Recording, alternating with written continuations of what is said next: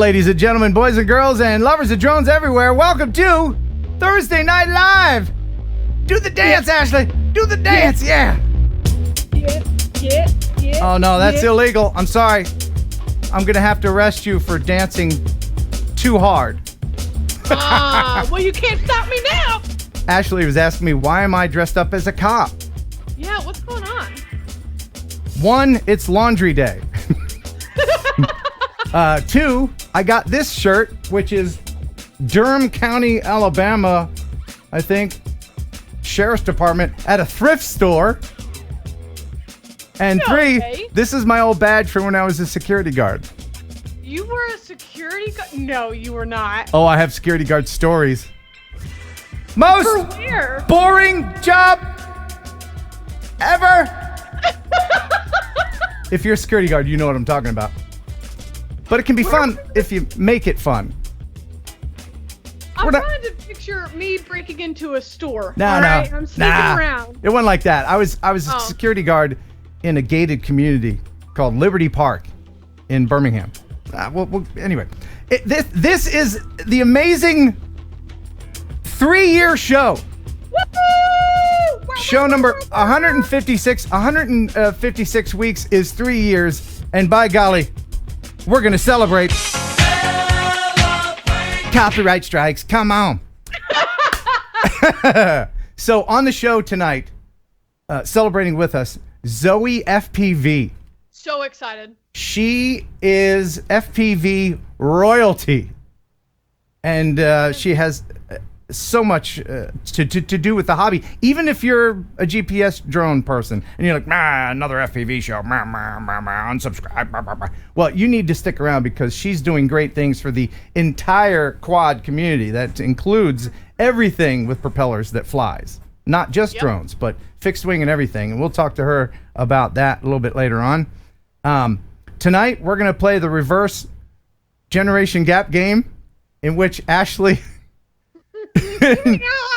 asked me questions about her generation, and I try to answer them. You got some good ones? I got some good ones. Okay.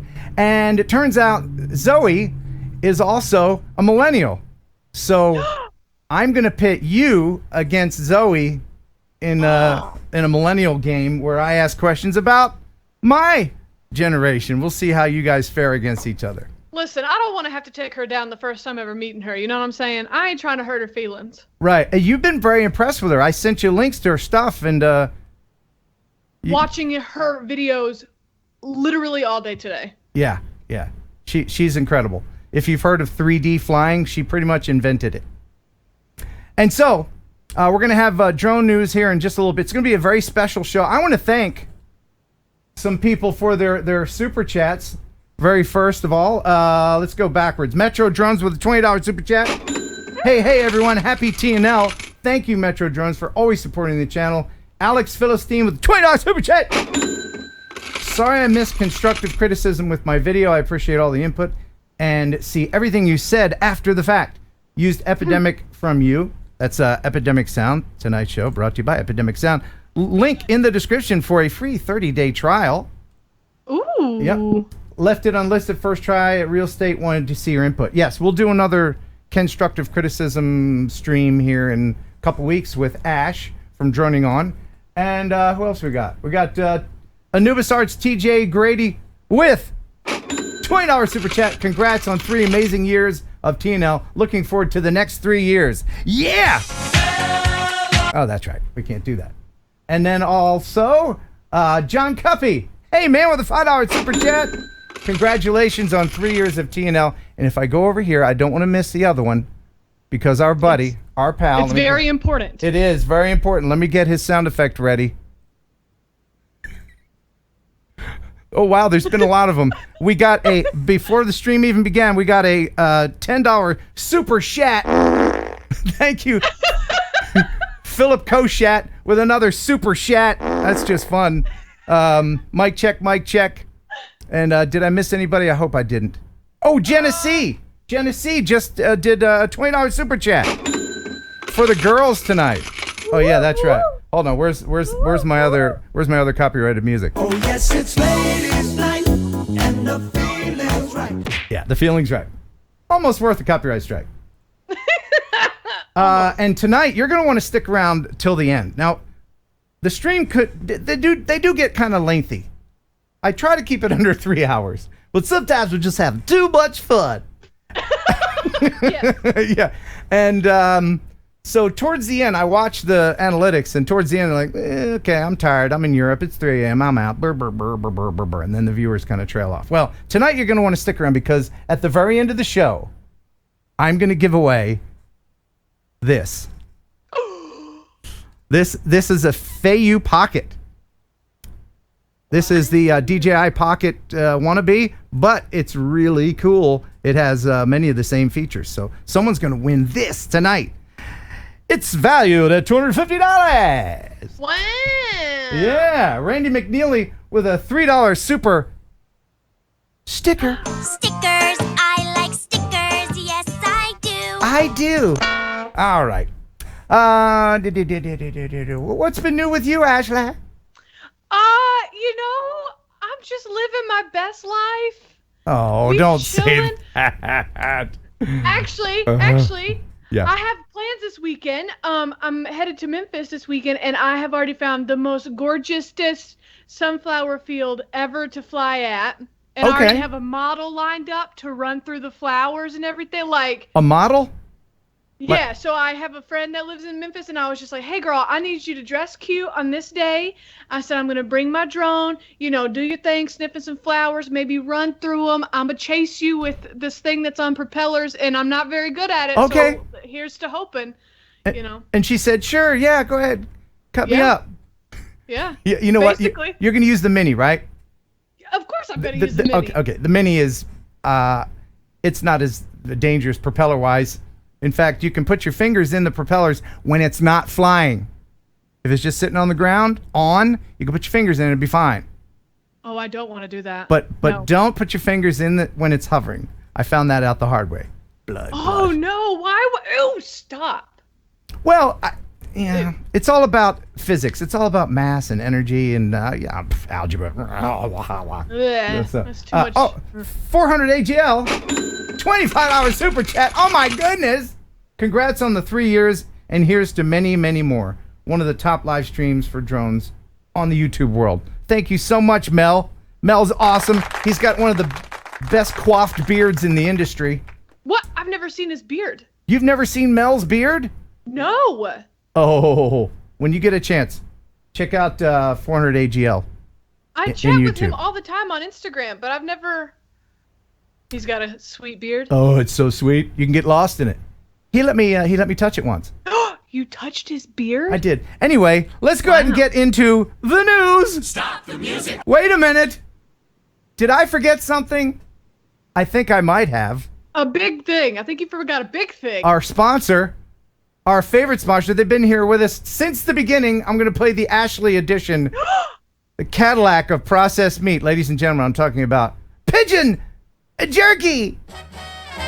You'll enjoy pigeon jerky, the Cadillac of processed meats. You'll enjoy pigeon jerky, and you'll give your family a treat. Yeah. It's balanced nutrition to help them grow, and it's full of fiber to make them go. Here we go. You'll enjoy pigeon jerky, the Cadillac of processed meats. Yeah.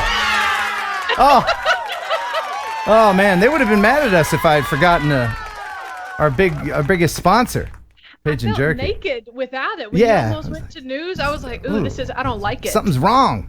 All right, now let's get to the newsroom. Stop the music. It's time for news. Heading off to the East section. Let's check in with Jeff Sills. What's going on in the news? East. Yeah, in the East Wing. It's such a big complex. I mean, everybody knows. You're over in the other room there. Okay. Yeah. So tonight's drone news is brought to you by GPC Custom Drone Cases, providing you with the highest quality professional cases so your investment is always protected when it's not in the air. Custom cases are also available by request. GPC, designed for life. Be original. Be blue.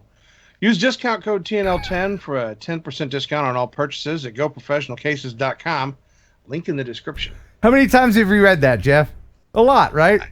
I have no idea. Right? You think you'd have it memorized by now. B, fuchsia? No, it's blue. Yeah. It's blue. Be that other color. Yeah. Thank you, GPC. Love you, mean it. All right. So, to start off the news, if you're going to go to a national park this year, it'd be a good idea if you leave your drone at home. Yes. This is frankly, a fairly new management challenge for Yellowstone. Yellowstone spokesperson Al Nash knows what Lake Yellowstone recently swallowed was hardly the result of chance. July 17th, a drone or unmanned aerial vehicle took off next to the lake. 26 seconds into the flight, something bad happened. Without power, it fell into the lake. Days later, a diver recovered the drone and found a video card on it, which contained a glimpse of the pilot, a German national named Andreas Meissner. Turns out Meissner had been busy recording Yellowstone from the sky. Got himself a nice aerial view of the Midway Geyser Basin area, in fact. A bird's eye view minus the bird. The problem, 1 month prior, the Park Service had said no to this kind of thing. Up until this summer season, it had been a very infrequent issue and not something that we'd run into. It became an issue this year. 2 weeks after Meissner got close to the world-famous Grand Prismatic Spring, another unmanned aerial vehicle got even closer. We had multiple reports of this unmanned aircraft going out of control and crashing into the spring. We don't have that video because that drone remains in the spring. Pretty dumb. Crazy. Not a good thing. Which leads us here and back to Andreas Meissner's drone, the one the diver got out of the lake. Inside one of only 2 federal courthouses located inside a national park, a judge sentenced Meissner, who appeared over the phone from Germany, to 1 year unsupervised probation. He also fined him $1,500 and banned him from coming back to the park for a year. A first-of-its-kind sentence coming at a time when the National Park Service says it's warned close to 100 drone pilots in parks nationwide. Every possible form of recreation that you might think of is not necessarily appropriate in a place like a national park. Once Meissner pays the fine, he'll get his drone back, minus the video card we're showing you now. He got it illegally, the Park Service determined. And when you're in charge of some of the greatest shows on Earth, it's like you're in the middle of a show. The hope now is It's a wild show. the Park Service can put an end to another show taking place right above it. I think everybody watching here knows that you can't fly in a national park. Ignorance is... It's possible that he came over and just didn't know, right? There's a chance. I'm betting he knew and just thought he'd take a chance since he's a German national, somebody not from here, thought he could get away with it. But Yeah. ignorance is no excuse. It's just crazy. If you go to the national park and you don't see any other people flying drones, there's your first clue. Don't do it. Yeah. Wow. Now, I have a question for you because I don't have my Part 107, anything like that. But if I were to get that and could fly commercially, and, I live right next to the Great Smoky Mountains National Park, if they were to hire me to do a video for them, could I fly it then? Because I'm licensed and they hired me to do a promotional video for them? No, nobody can fly in a national park. Oh, wow. Okay. Yeah. And In if you're... fact, Yeah. In fact, that particular point has been tested. One of the major drone companies, I forget which one, actually took one of their drones and made a promotional video in a national park, thinking that it was okay because it was a commercial endeavor, and they even got fined. So. Oh. Now, there's a difference between national and state parks. A state park, there's a little loophole where you can fly in a state park, but you can't take off or land from a state park. So you can go next to a state park. I know, it's crazy. You can go next to a state park, fly in, then fly out, which is, it doesn't make any sense. And I had to educate a park ranger on that once. People don't like to be educated, turns out.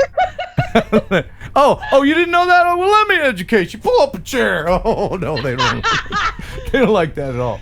Yeah. All right. So next we have a story straight out of France. On Saturday, July 18th, 120 firefighters were called to intervene in the Nantes Cathedral fire. We got some firefighter drone footage that was shared recently via YouTube. There it is. Whoa. Yeah. During the massive fire, similar to the fire that happened at Notre Dame in Paris last year, this fire was much smaller, but it did create a significant amount of damage. But once again, drones played a very important role, assisting the firefighters in being able to target where they needed to put the water, where certain heat elements were still, building up, etc. And it was, again, another great opportunity for drones to show their value in situations like this. Man, that's what a tragic event. I mean, look at this. Crazy. Look at that. That looks like it might have been the organ. Yeah. Jeff, you ever burn your organ?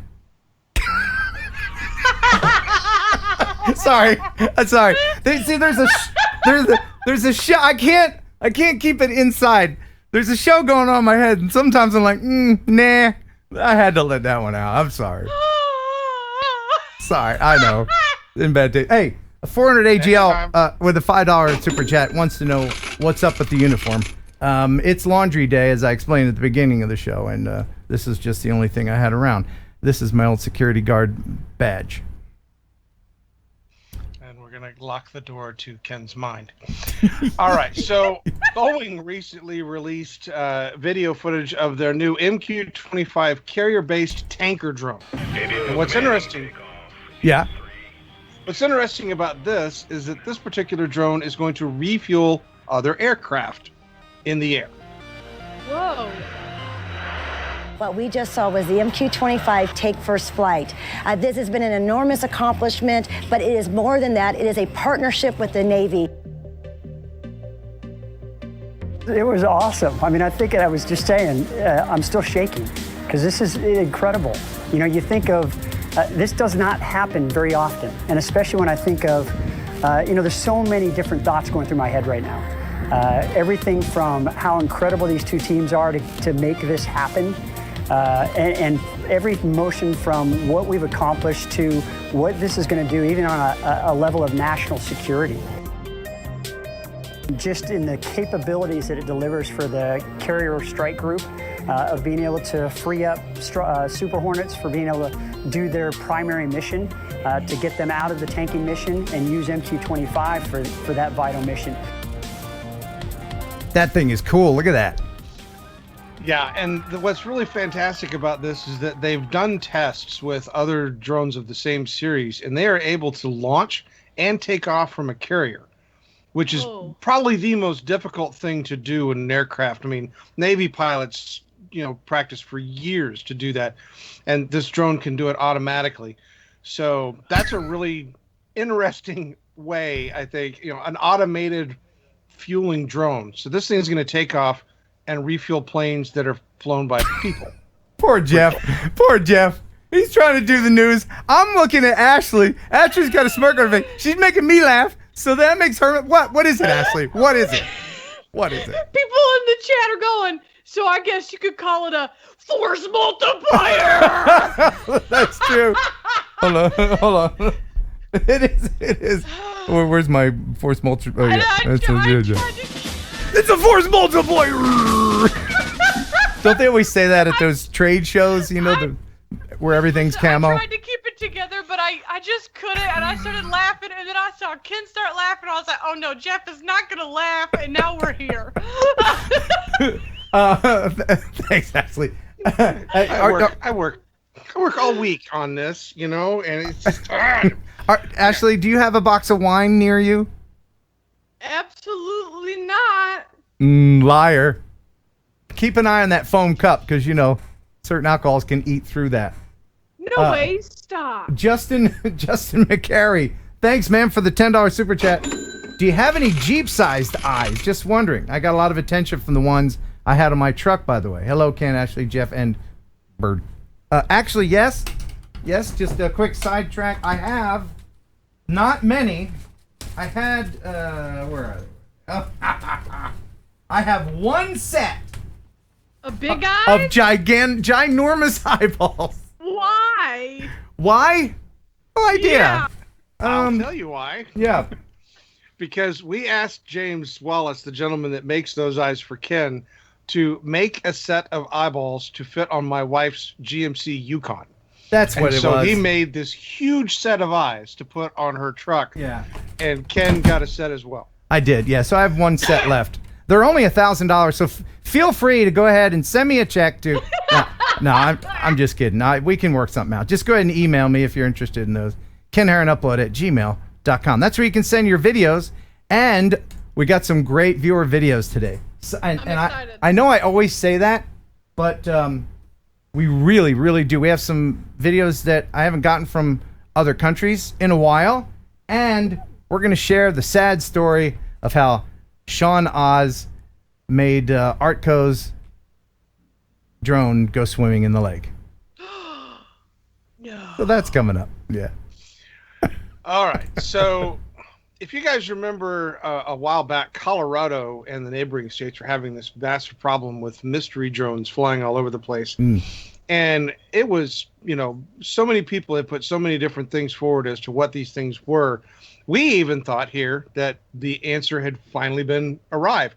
But what's come out recently from the FAA is that they have absolutely no idea what caused those lights.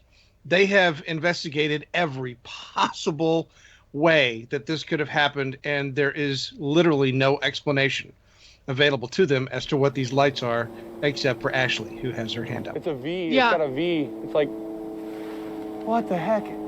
Most drones we saw stayed well away, hundreds of feet in the air, and were moving around 50 miles an hour, according to Deputy Ken Beck. It definitely raises curiosity because it's something I've never seen either. Patrolling the county, it's dark and you see stars all the time. You see something in the sky that looks different. Definitely raises curiosity. Then, back to back. Two drones we believe to be between 4 and 6 feet flew close enough over our heads we could hear this. That is wild. That one looked bigger too. We adjusted the brightness and contrast and slowed down the video, and it appears to be plane shaped. Witnesses we spoke to are not fearful, even though they say as soon as they pulled out cameras, the drones would turn off their lights and move away. They just want to know why they're hovering and flying over rural farmland only at night. Yes. Ashley, you had a question. No, I don't understand why this is such a mystery to everyone.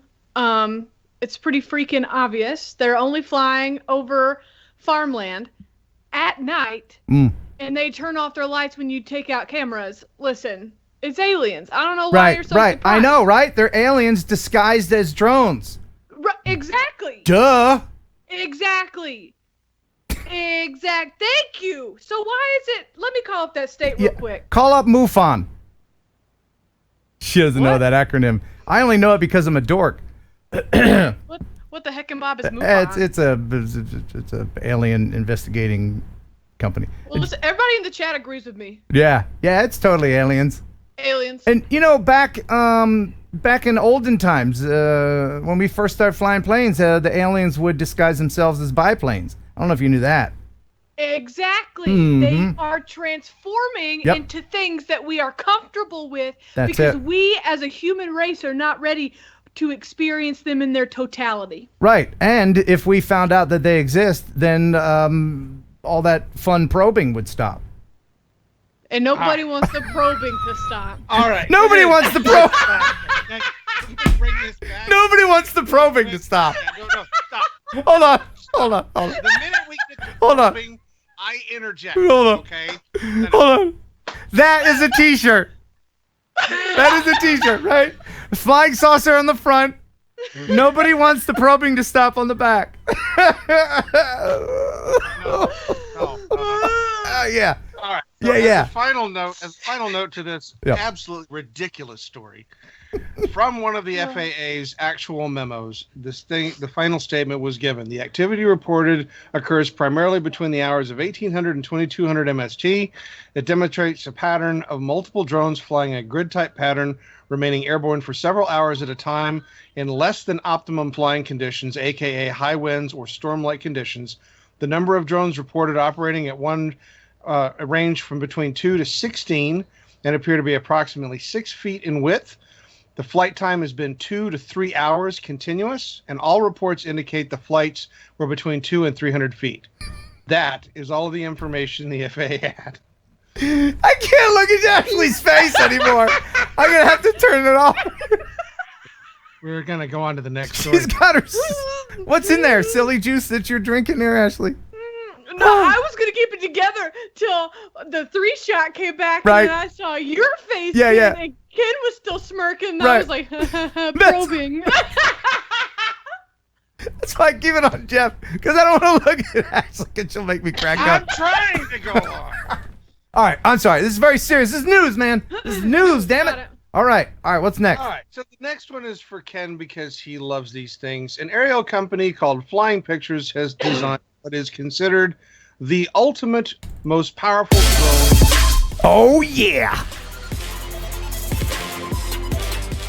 This thing can lift the heaviest of cameras. Yeah, it has a maximum payload capacity of 132 pounds. It has a flight speed of 56 knots or 105 kilometers per hour. And it is called the Ultra. That's pretty cool, man. Now, with any heavy lift drone, the true test is, can it lift a toddler? And what'd you say the maximum payload was? 132 pounds. Oh, that's at least 3.5 toddlers. About, yeah, I think so. Yeah. So this is toddler tested and mother approved.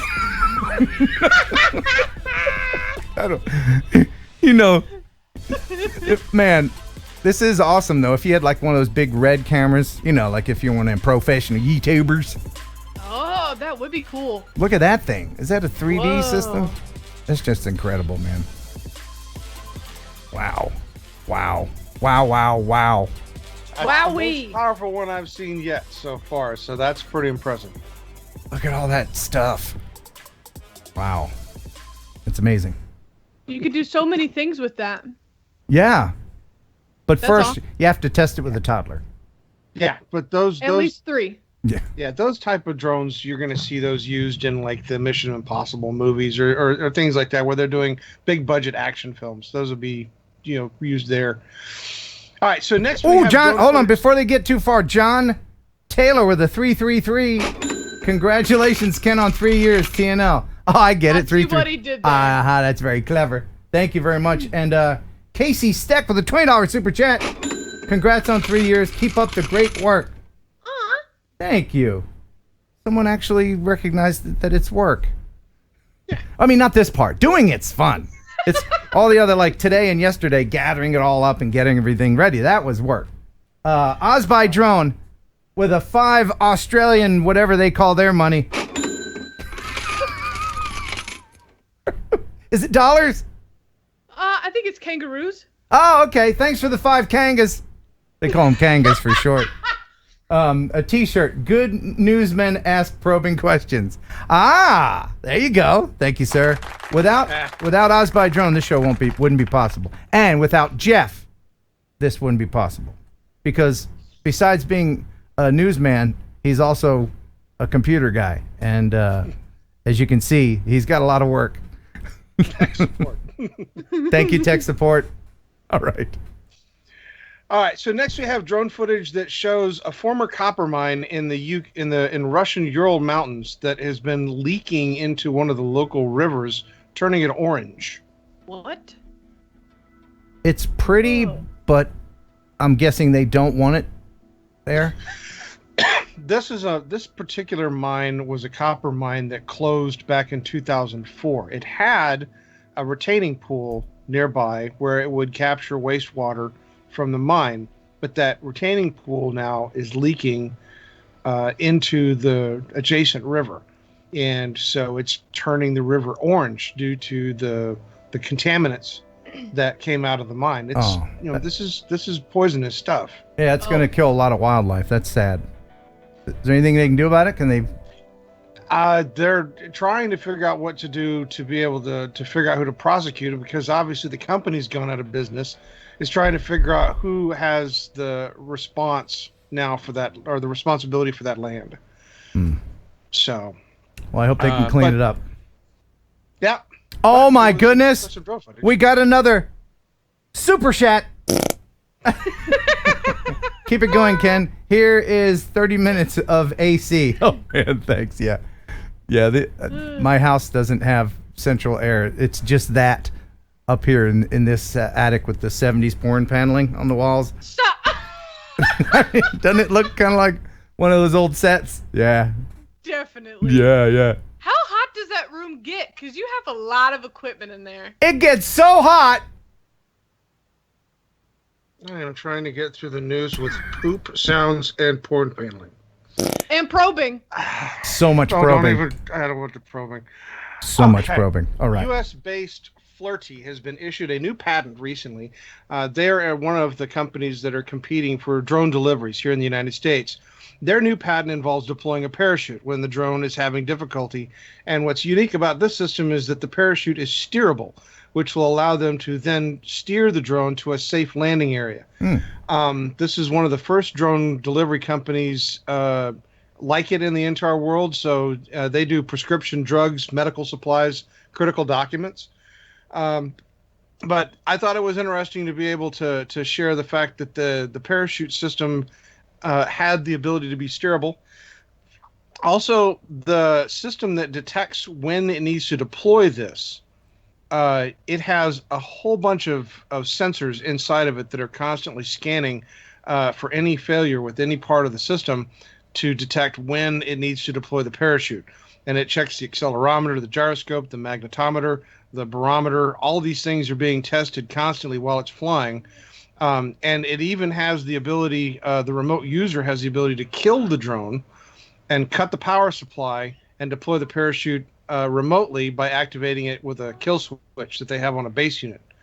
So that's cool, man. That's very safe system. That's an interesting drone, but actually, that's not Flirty. That's not Flirty. Ashley, will you show us what Flirty is?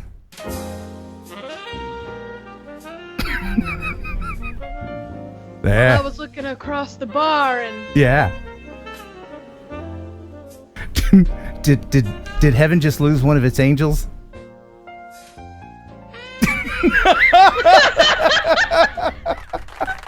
That's pretty flirty. That's pretty flirty. I got spit everywhere.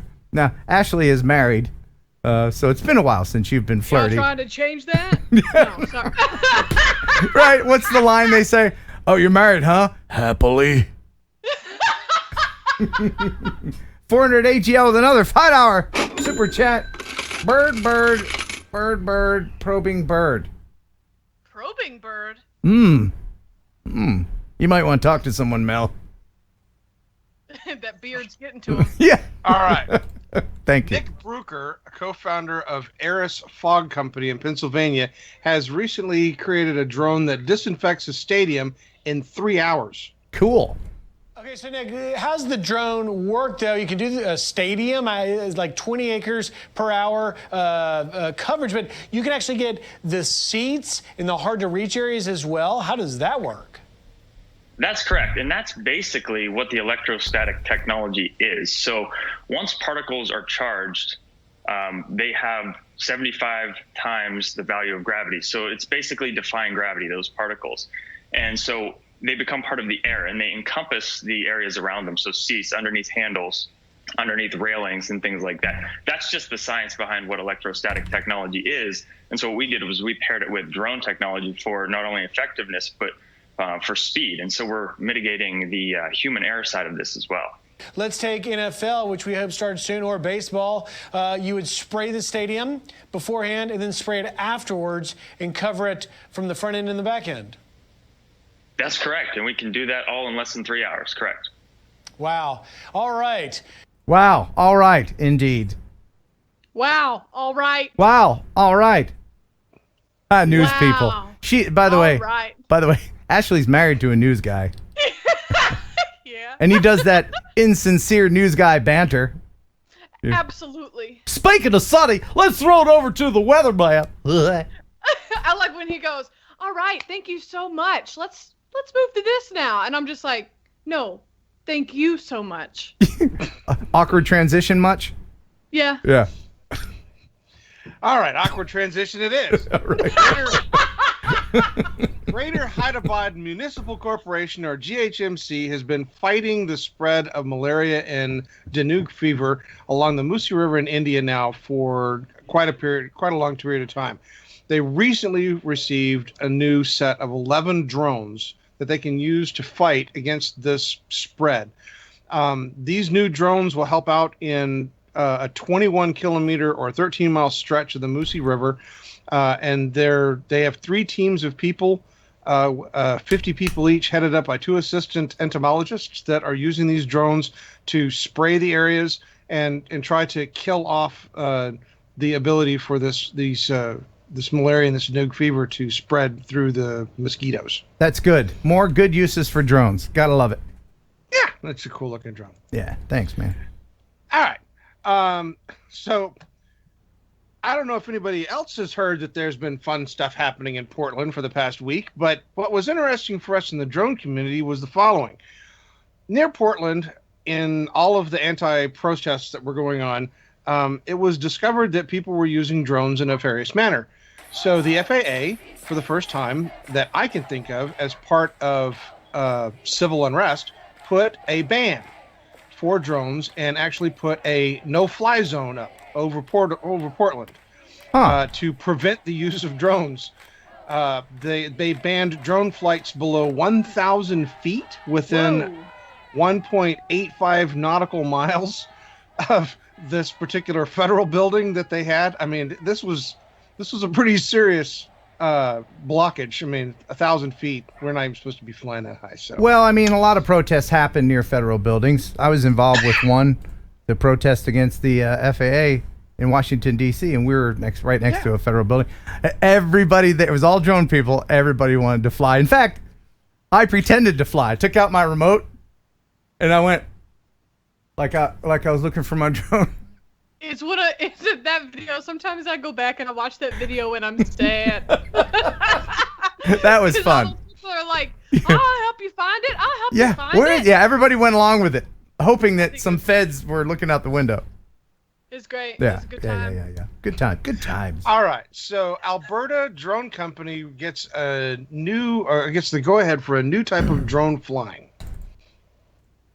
This is one of the most exciting things that I've done in my career. It's a certification that Chris Healy has been looking forward to for months, and one that he says will push his company to new heights. Permission to fly drones in Canada without a pilot having eyes on the aircraft the whole time, under the direction of public safety. Beyond visual line of sight is going to open the gates for energy companies to use drones for inspections. It's going to open the doors for airports to use drones for inspections. It's going to usher in an era of the ability for us to carry passengers with drones. The aircraft's going to judge itself whether it can fly. A handful of Canadian companies trialed beyond line of sight flying last year, some with the focus on delivering packages to far-flung reaches of rural Canada. Of course, the flights need to be as safe as possible, so programs to find and avoid other aircraft needed to be adapted for drones. And Sherry will be our lead safety spotter today. And she'll be now that Transport Canada has okayed the certification, Healy says he'll be able to carry out missions that just weren't possible before. This gives us the ability to, for example, go and support wildland fire crews to identify where hot spots might be occurring and provide that information to the crew so that they can go and put those fires out. This is a huge step forward for the industry in Canada, but it's also a really bright, shining feather in Alberta's cap. That's great. I love hearing stuff like this, some advancement in the rules, even if it's in Canada, and you use it to put the fires out. Hey, H. French, thank you, man, for the $10 super chat. And Mr. H. French, you might want to listen to this next story, because this is a story that although Jeff doesn't want to do it, he's going to do it. Aren't you, Jeff? You can't refuse to do this next story, can you? Because you're a professional, and you're gonna move forward, and you're gonna do it. Aren't you, Jeff? Do I have to skip forward to this thing now? I mean, you have to do it. We got the super chat and everything. I know you've been dreading it. What is going on? Well, you'll find out. Just do the story, Jeff. You may have heard of the term biomimicry before. Yeah. It's the practice of using a design from nature that evolution has perfected and apply it to robotics. Yeah. German robotics firm Festo has created a flying bird. Yeah, they have. This is great. Look at that. I mean, besides the tattoo of the brand name on the side, it kind of looks like a real bird, doesn't it? A little bit. There it goes. Do you control it with your mind? How do you do it, Jeff? This is controlled similar to the way you would any drone. I mean, it has a remote that allows you to direct the bird in whatever direction you need to. Yeah. And it has the flight characteristics, the mechanics that a bird uses. That's actually beautiful. I think it's great. Wow, look at it go. So elegant. Wow. That's impressive. I love watching it. Man, this is so relaxing, actually. Oh, there's a whole flock of them. Flock it, hey, look at them all. That's a lot of them, man. Wow. That's great. That's cool. Yeah. Now, what's really impressive is it's only 42 grams. That's a very, very lightweight and has a wingspan of like 68 centimeters. So it's a very, very small device as well. It's a very, very small what? What is it? What? Yeah. It's a bird. It's a bird.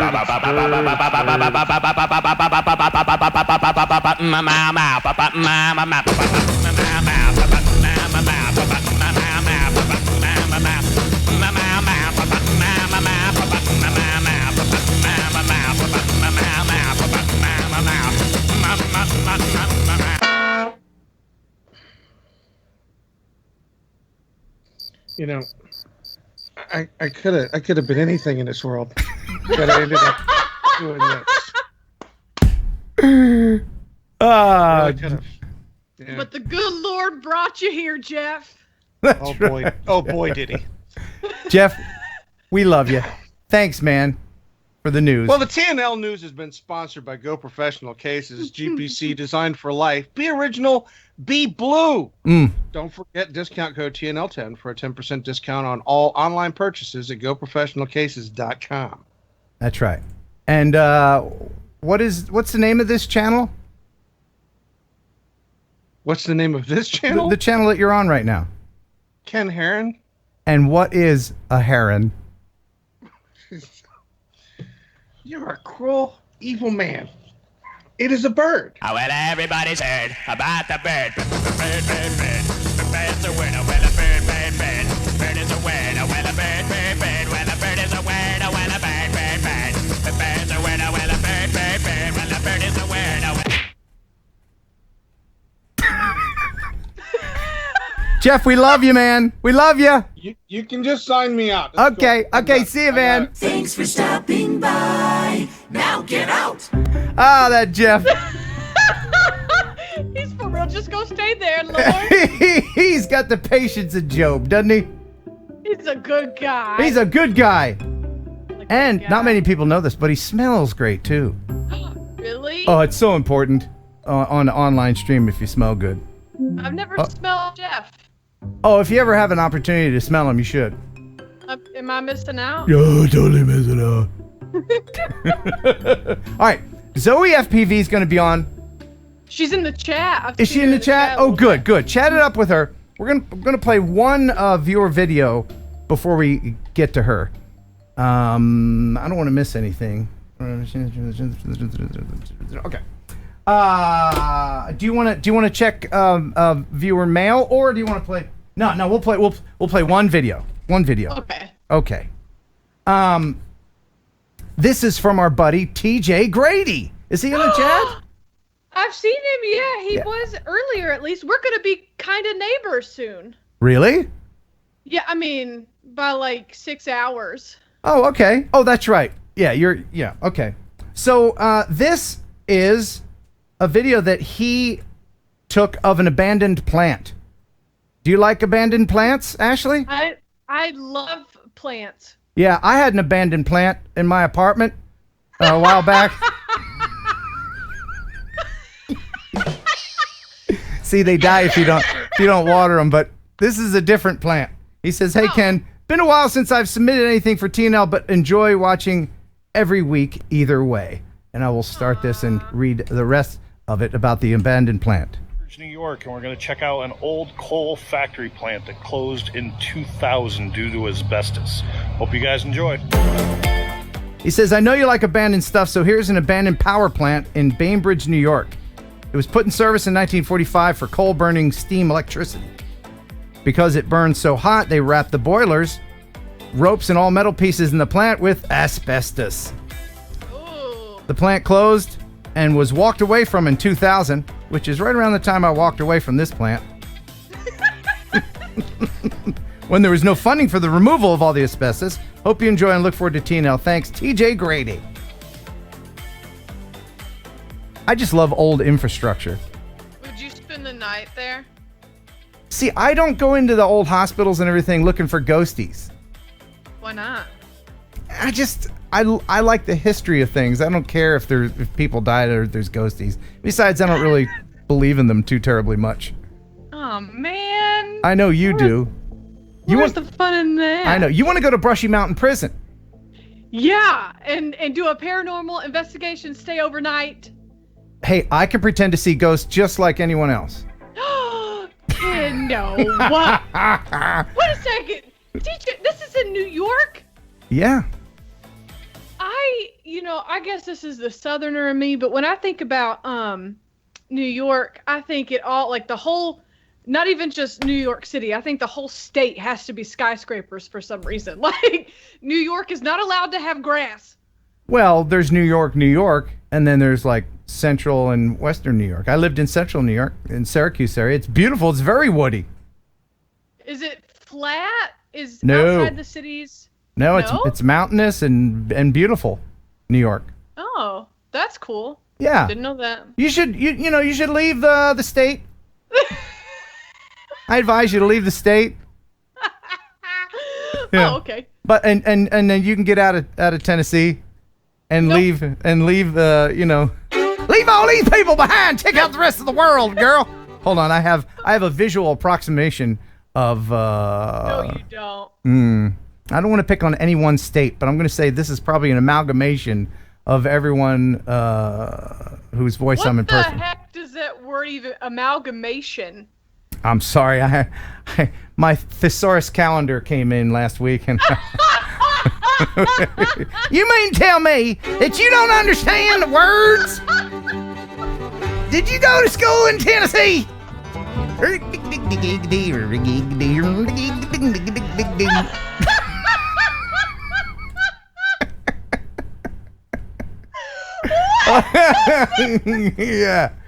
Yeah. There's a guy who can lick his own eye sockets. You can do a lot of that stuff when you don't have teeth. Anyway, moving on. All right, let's bring in Zoe, because I'm very excited to speak to her about serious stuff. Very serious things. Very serious, droney type things. Also, just saying, if you guys don't know who Zoe is, for real, was not lying earlier when I said I binged her videos for the majority of today. And I was telling Ken before we went on, there was one that I watched like 4 or 5 times where she's chasing the dune buggies in the desert. I can't remember what desert she's at. But anyways, it's some of the coolest stuff I've ever seen. Yeah, she is FPV royalty. And here she is right now. Hey, welcome. Hey, what up, everybody? Welcome to the show. Thanks for having me on today. Dude, I am so stoked you brought me on for the 3-year anniversary show. I had no idea when we started talking about it. Oh, yeah, this is a big deal. So, I have to have a great guest on the 3-year thing. Yeah. So, Thank you for the honor. You bet. I'm glad to have you here. So, Zoe, Ashley, Zoe. Hey, Ashley. Now, you guys are both millennials. Is that right? Why you gotta react like that, Zoe? Right? Hey, It's. I mean, I feel like you say it in a bad way, No. but millennial sounds a lot cooler than the rest of the generation. No. Let me rephrase. You guys are both millennials. So I've got a contest that I'm gonna pit you guys against each other later on. But first, SFD 556, that name that just rolls off the tongue. Thank you very much for the $20 super sticker. Much appreciated. Everybody, thank you for supporting the show. So, Zoe, for people who don't know who you are, and they should, there's a link in the description to just about everything you do. You are an FPV OG. You're an innovator. Some would say that, yeah. Yeah, and you're also part of the Rotor Riot gang. And don't associate me with those people. I don't know who they are. You guys have a secret handshake, right? You guys have that secret Rotor Riot. Yeah, it's where Drew gets his shirt off, and then we fist bump. So, yeah. Ashley, would you be interested in that? Yeah. Yeah. Okay. So, man, all right. I have so many questions, but first, let's go ahead and cover this interesting thing. You posted a video, was it earlier today or yesterday, about the possibility of you becoming a member of the Drone Advisory Committee, which will affect all of us in a positive way if you're able to get on there. Can you enlighten everybody a little bit about that and how it would affect them? Yeah, so for those who don't know, the Drone Advisory Committee is a committee put on by the FAA to create new recommendations for rules and regulations regarding the national airspace. For the last several years since inception, it's been basically invite only, and most of the members of the DAC have been bigwigs with like Verizon, Google, these giant companies that largely don't have a huge interest in hobbies, especially us as hobbyists. Right. So recently they started having like an open platform. You could submit a proposal to be on the Drone Advisory Committee, which I am in the process of doing. I'm still getting a few letters of recommendations. A couple of my friends brought this up to my attention about 5 days ago, and I started mulling it over for a couple days. I'm like, yeah, I think this is something I should try to push for. With my background especially, I feel like I'm a pretty good fit for it. Would it be a big commitment of time on your part? And is there any way that our audience can help make this happen for you? Yeah, so commitment-wise, I mean, I've got 3 in-person meetings a year, plus there's a lot of like online, meetings and whatnot going on with it. It's not too bad.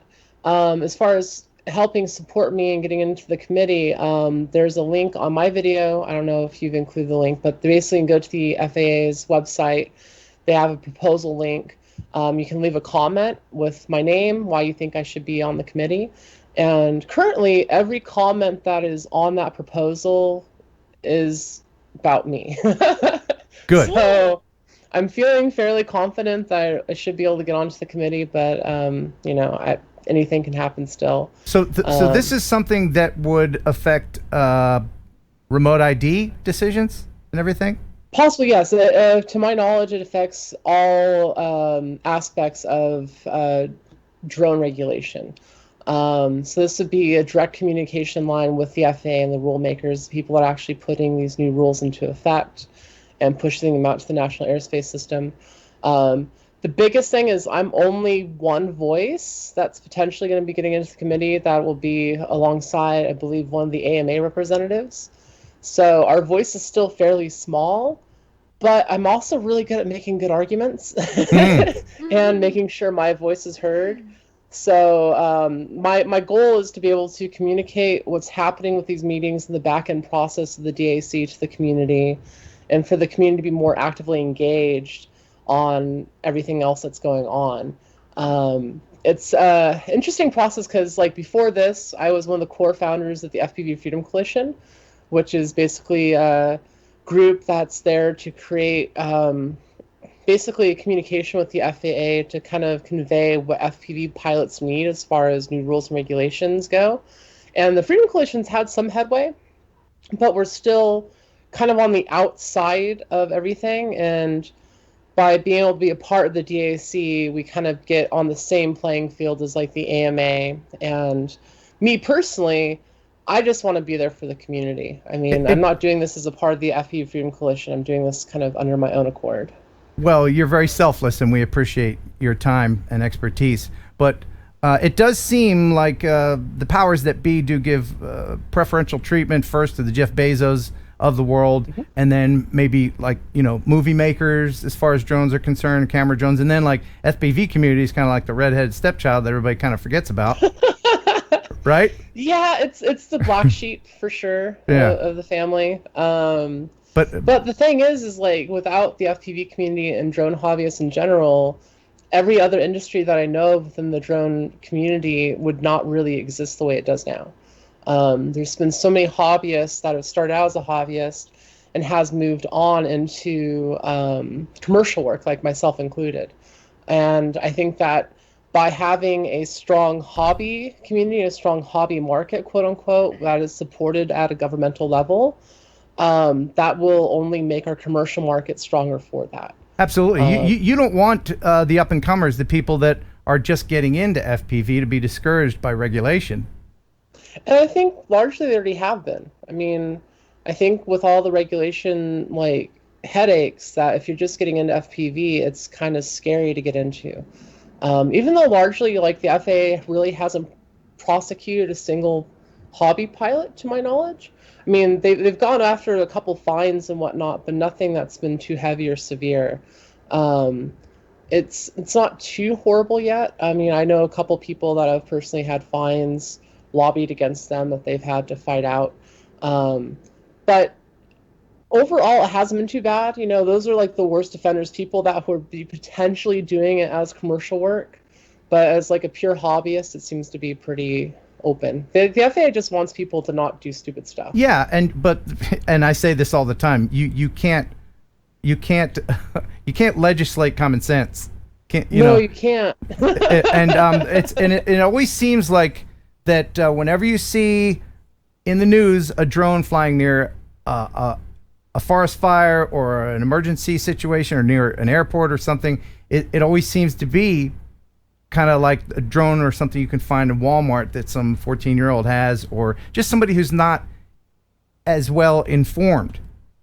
It's aware of things. I mean, I think DJI and a lot of other companies have tried to do a lot to add kind of that, you know, situational awareness of you can't fly here, you can't fly there. If you do fly there, you are taking, you know, the risk of flying in that location. I mean, obviously it needs to get better, and you can't have things like, if I'm flying and there's a fire nearby, it really doesn't pop up on my map on my Mavic.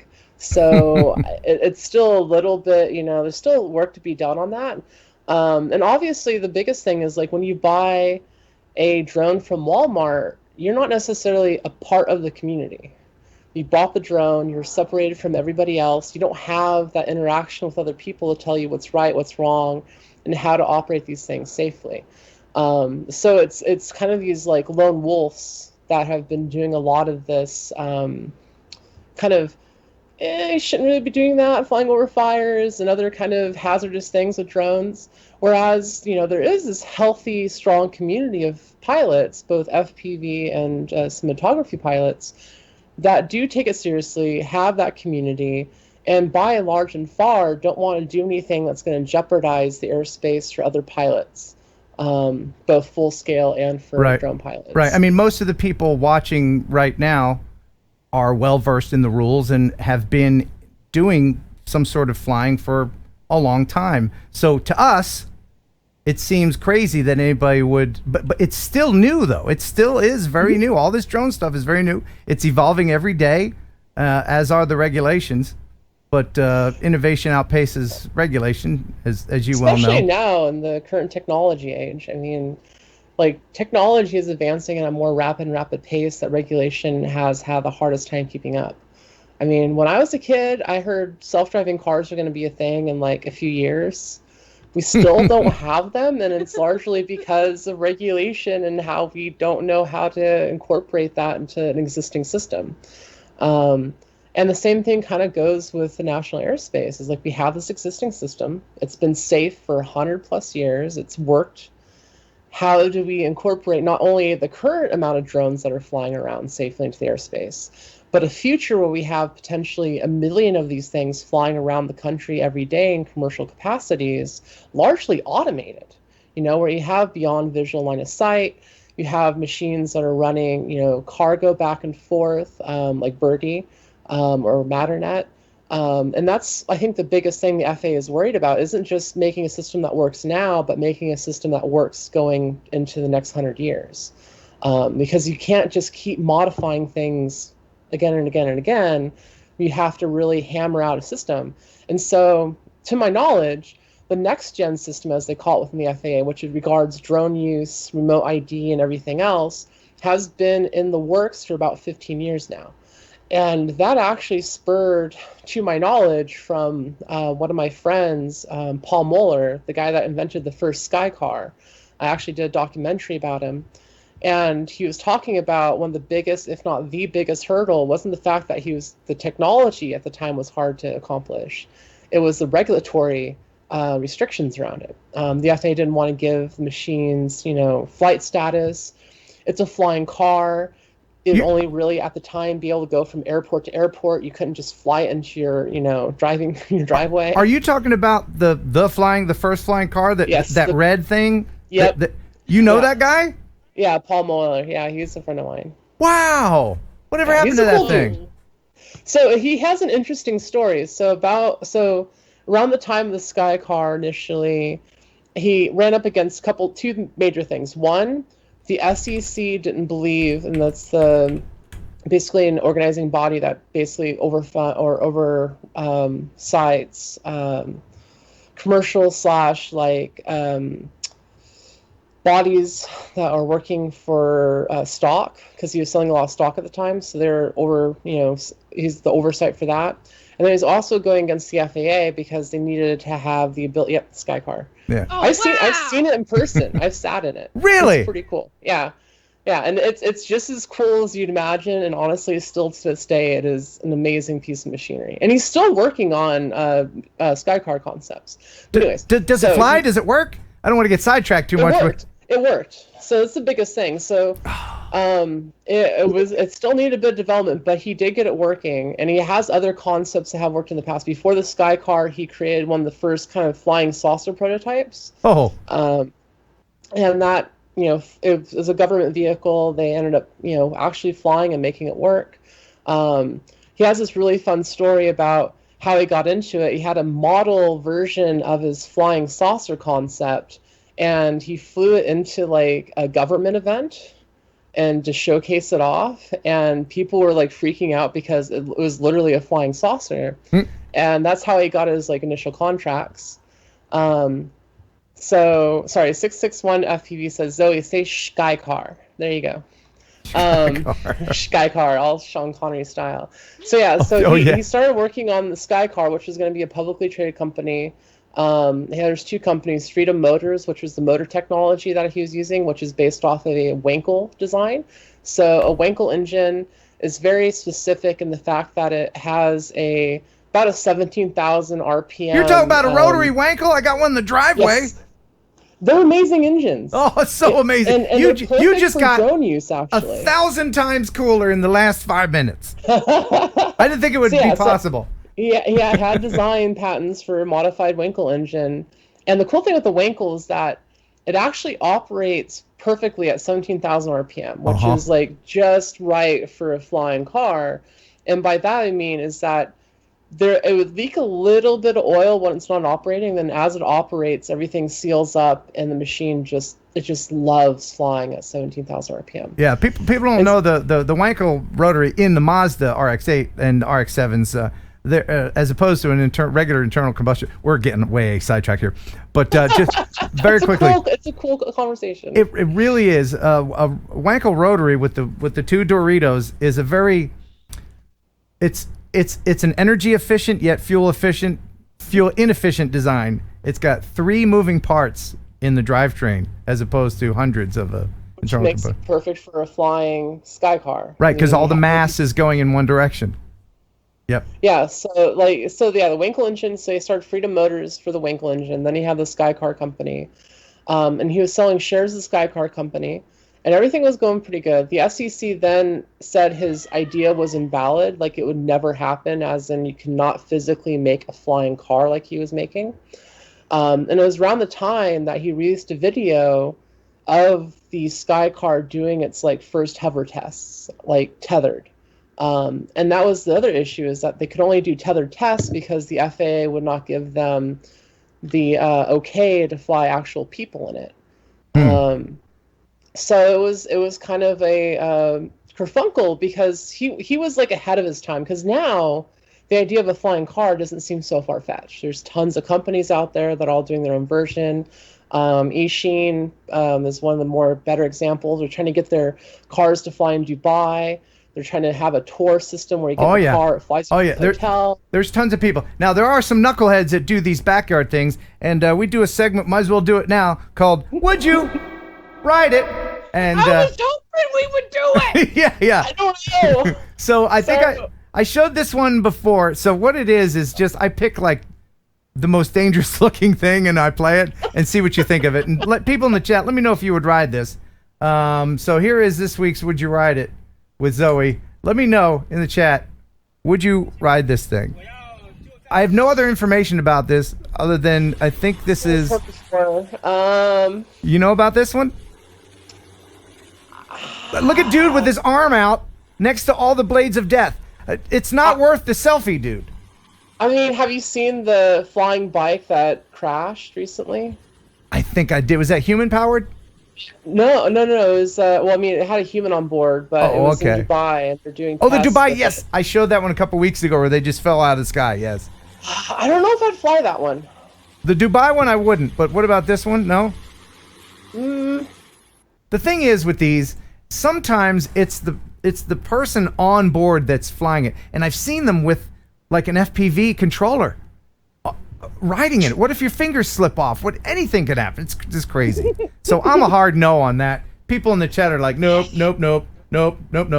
One guy goes, fake. So.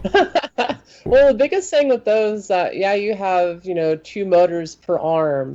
But if you're going like 30 miles an hour, you lose a motor, that thing is still going to topple over. Like, it's not going to have the ability to, in my opinion, to spin the motor up fast enough and correct fast enough to not fall out of the sky. Yeah. Ashley, would you... So you're using too much science. Let me tell you this right now.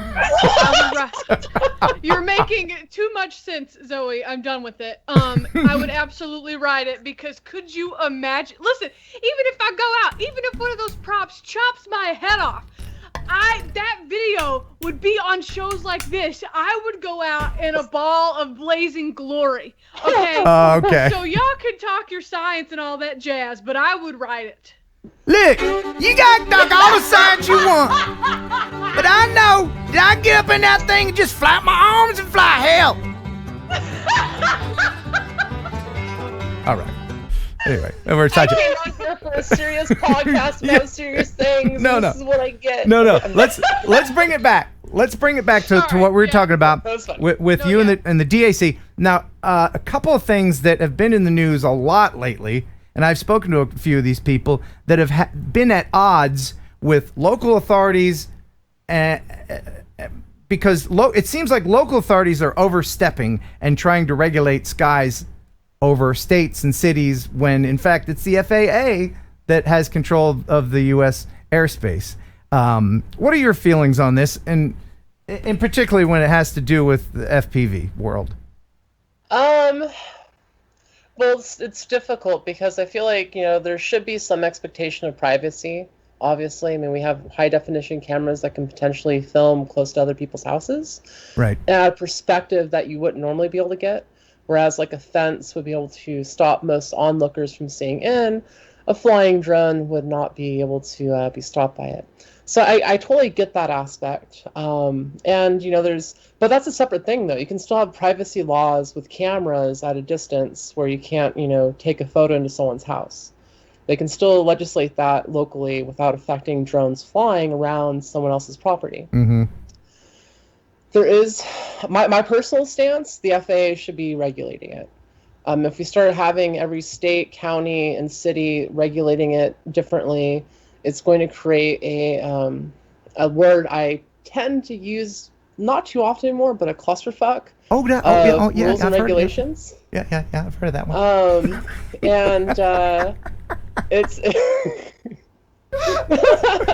Ashley, okay. I mean, I'm trying to be professional here, but it is. No, I know what you mean. So would you say that we need FAA police then? Do the FAA need to be have a police and in their organization?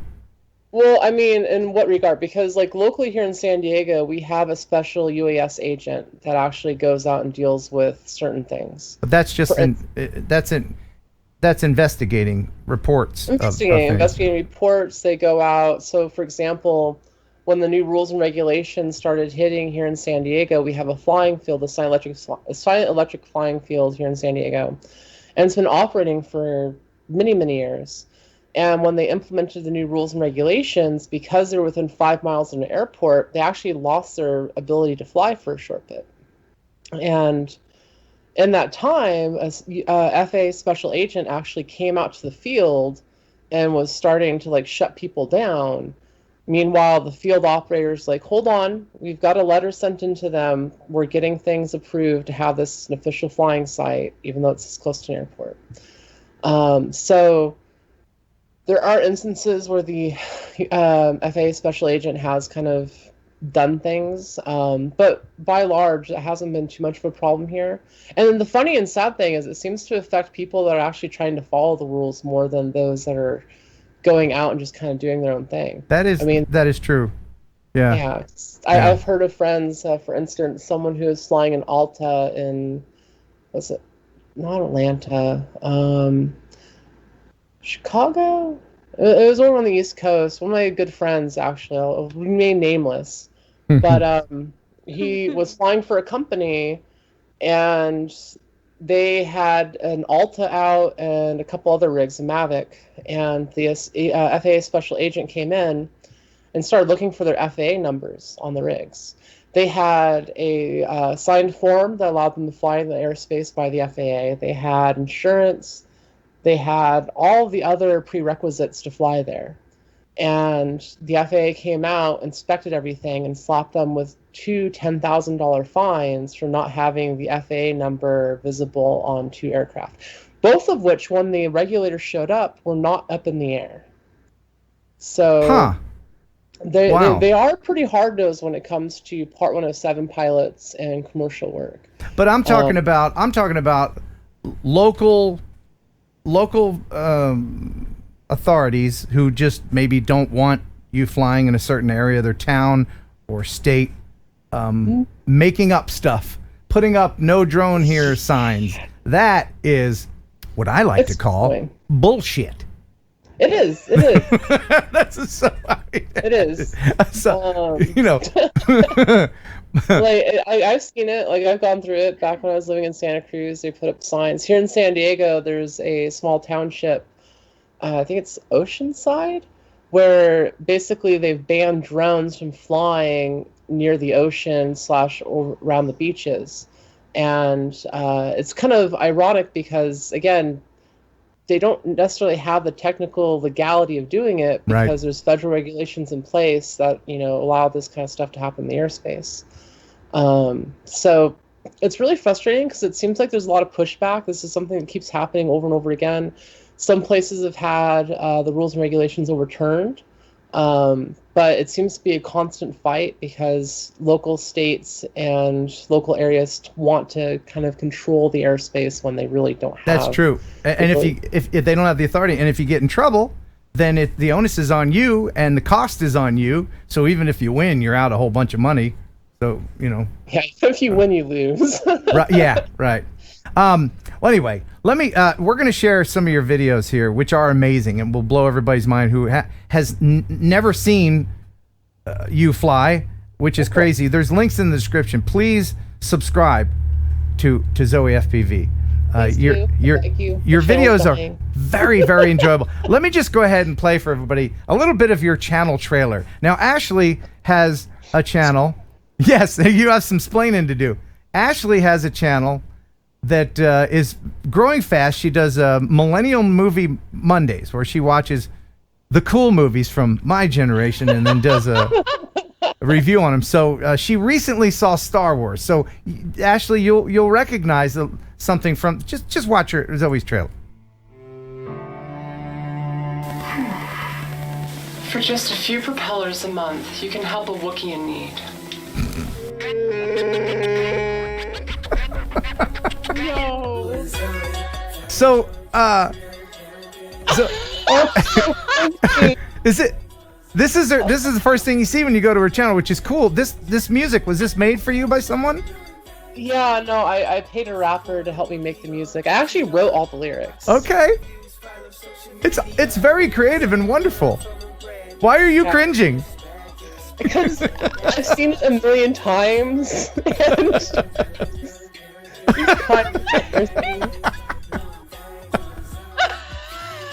I love the end. I gotta watch the end.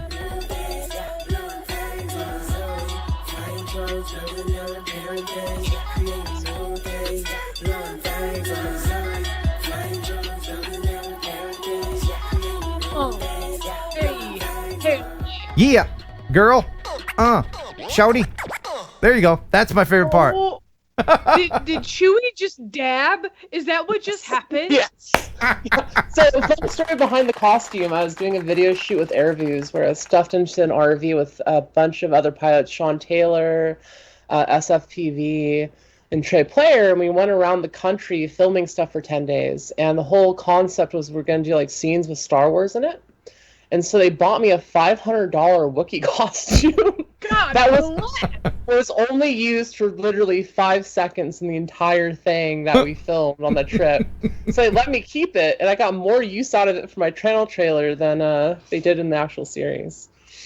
I love that costume. That's cool. It's a very good trailer. Now, did you invent 3D flying?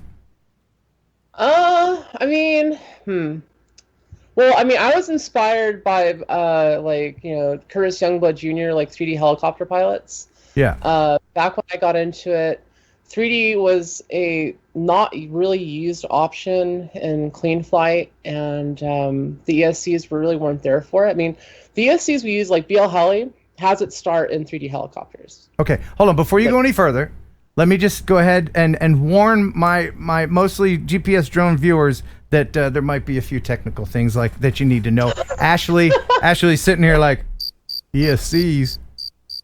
No, so listen. Yeah. Listen, I'm here for a good time. I love it. I think it's great. Okay, good. And today, listen, I'll let you know this, Zoe, before y'all start talking all them big words that I don't know. So I was binging your videos earlier today, and I didn't know what 3D flying was, and I didn't do any background research on it until I was watching your videos. And at several points, I was looking at my computer like this, and I was like, "Are we upside down? Yeah. Are that, we upside down again?" That's what's happening. For those who don't know what 3D flying is, that's what this is. Yeah. Oh my God. Yeah. So maybe you can explain for the layman very quick what's going on here, because people barely know what FPV is, Zoe. Okay, so let me bring this down to the most basic terms I can. Yeah. Little drone flies upside down. Okay. Wow! Wait, you said it too fast. Can you say it again? Yeah. Little drone upside down. Wow! Yeah. Look at this. This is Yeah. crazy. So okay, the throttle position on a controller is usually all the way down on FPV drone, and then you have all of that for throttle. It's in the middle position when you fly 3D, which doesn't give you a lot of range, and that's really where the controller is on GPS drones. So GPS people are kind of used to that. You know, down is down, up is up, but this is just truly amazing. And how old is this video? This is like... Oh, this is a couple months old, I think. Oh, okay. So this is recent, because this is absolutely astonishingly impressive, wonderful. Now, it's making some viewers sick. I was going to actually recommend people get a barf bag before watching any of my footage. Yeah. So Do you think that FPV pilots, for the most part, are people who don't get seasick? Do you think people that get seasick would not like FPV?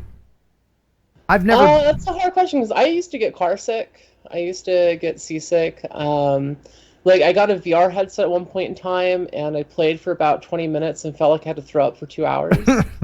So the fact that I've been able to push through that and fly the way I do, I think, is a testament. It's basically just like training your brain to disconnect its orientation. Because, and this is the biggest thing with flying 3D, is like as humans, and we're made to look and feel upright. As soon as you go upside down, your brain's going off, something's not right, this is not the right situation, something's wrong. And then you have, on top of that, your eyes are being fed information that your inner ears aren't getting. So it's kind of like when you're in a car, if you're not looking at the horizon, your brain's saying, okay, well, I'm in the stable vehicle. But if the horizon starts shifting, your inner ears are getting this whole different experience that says something's not right. So if you start looking at the horizon in the car, it tends to help your seasickness / your car sickness. Is this something that people can get used to? Oh, yeah. Okay, so over time, I mean, I like to think that I'm pretty good at, you know, if a drone's facing me, I know left is right and then right is left and all that stuff. And I'm getting, I know, people will argue the point. I know I suck at FPV, but I always say it this way, you know, FPV is like karaoke. It's still fun, even if you suck at it. So I'm going to continue to try to not suck at it. But I like that analogy. Oh, thank you. Thank you. Now, Ashley, do you have any interest, Ashley, in trying FPV at all? Yeah, I do. You know, yes, is the short answer. The long form answer is I am very nervous because you got to wear the goggles, right? And then I was like, oh, I could totally do this. And then I watched Zoe's videos, and I was like, oh, no, I cannot go upside down. I was like, you know what? I've broken my arm 6 times just upright. There is no way that I can be responsible for this little flying thing that goes very fast. Like she said, tiny drone go upside down. Well, there's a couple things that you have to realize coming from the GPS world, and that is, one, if you break it, it's very fixable. They're meant to be injured, and 2, you don't have to go upside down. Not everybody does 3D flying. In fact, most people don't. Yeah, I was gonna say most people don't. I mean, it's getting more popular as people get bored of regular flying, but it's hard. I mean, when I started flying 3D, I broke 16 arms on my main setup in the matter of about 2 weeks. Whoa! Because there was like no simulator at the time. Like I just basically learned how to do basic orientation in 3D using Real Flight, which is like a line of sight simulator with a 3D helicopter. And then I started doing it in real life, and I'm like, damn, this is difficult. Is it easier? Is it easier to learn if you have the money and the patience and the wherewithal to fix them? Is it easier to learn in the real world than in a simulator? Does a simulator? Simulator, hands down. Like I've had a couple friends of mine, and we'll do it in the simulator and be able to fly my drones without any kind of real help. The biggest example of this was at Quads and Coffee that Rotorite was doing in Florida last year. This kid, about 12 years old, had played liftoff for about 100 hours, and 20 hours of that was flying 3D. Whoa. And I'm like, okay, this is the perfect test case. Here, kid, here's my DJI setup. Here's my drone. Go to town. And he ripped it. He didn't crash it. He actually flew very competently, which is like strange because like you're flying a new drone tends to be a little weird. Then you're flying a 3D drone. So like he blew me away, and that's when I realized then and there that if you're gonna get into flying FPV and 3D too, simulator is like by far hands down the best way to do it. Okay, and I've asked Nurk, I've asked all of your compadres, Drew, and all the people that you know, and they give me the same answer, and I'm hoping that I don't know what I'm hoping. I'm gonna ask you anyway. Do you think that younger people are better at first-time FPV than older people, maybe? Do you want me to sugarcoat it? Yes, please. Lots of sugar. No. That's a new one. Yeah. I think people that play video games tend to be better at getting into it. I feel like a lot of people that have gotten into FPV come from some sort of gaming background. Well, I've played Pac-Man, I've played Tetris, I've played Donkey Kong. I've got all of those on my arcade machine, but they don't help me that much. Yeah. No, I know. Yeah, I know. Your reaction time. It's also a thing, like, and this is one of the biggest reasons why I stopped racing is because the new kids on the block, you know, the Sean White, so to speak, like they have this ability to focus on it 100% without, you know, worrying about costs. Their parents are helping them. And then their brains are like sponges. They just take all this information in. And the reflexes are like, they've done studies on this. Your reflexes tend to go down over time as you get older. And once you turn 30, which I'm about to, they tend to decline a lot faster. That's true. I think the magic age is 27 and your reaction time starts going down. Plus, if you're older, you know, and you're flying, you're not thinking about the cost. You're not thinking about, am I going to be able to pay for the mortgage? 6 more months left of peak reaction time? That's it. Is that what you're telling me? That's it. Now, speaking of reaction time and cool things, let me go ahead and play a little clip. Do you remember the sticking to the billboard video from Rotorite? Okay. Who stuck to the billboard? It was kind of unclear to me. Was it Nurk or was it you? Was it you? Okay, good. Yeah, Dirk was following me up to the billboard to get it third person. That's what I thought. Okay. Ashley, I'm going to play this, and this is going to blow your mind. You ready for your mind to be blown? Oh, so ready. This is 3D flying, sticking to stuff. Check this out. Always wanted to stick myself to that sign up there. I mean, even just a little bit would be sweet. The propeller's reversed. It sucks it into flat surfaces, Ashley. I was about to ask, so Yeah. we're like for real sticking to stuff. Yeah, watch this. Oh, yeah. No, do it again. That's so The best is if Freaking it, yeah. dude. Watch this. This is the best. This is freaking awesome. No way! I saw that and I was like, I must do this. I must endeavor to do this. It looked like a little bug, like It did. yeah, it was sucking the blood out like a mosquito. That was fantastic. It was like that billboard was a phone. It's like a little gnat landing on an actual like I was phone. putting it in on that map, you know, making sure people knew where the other ATMs were. Now this brings us back to ESCs. Will you please tell Ashley what that stands for and what an ESC is? So ESC stands for electronic speed controller, and it makes the little metal thing at the end of the arm go spinny.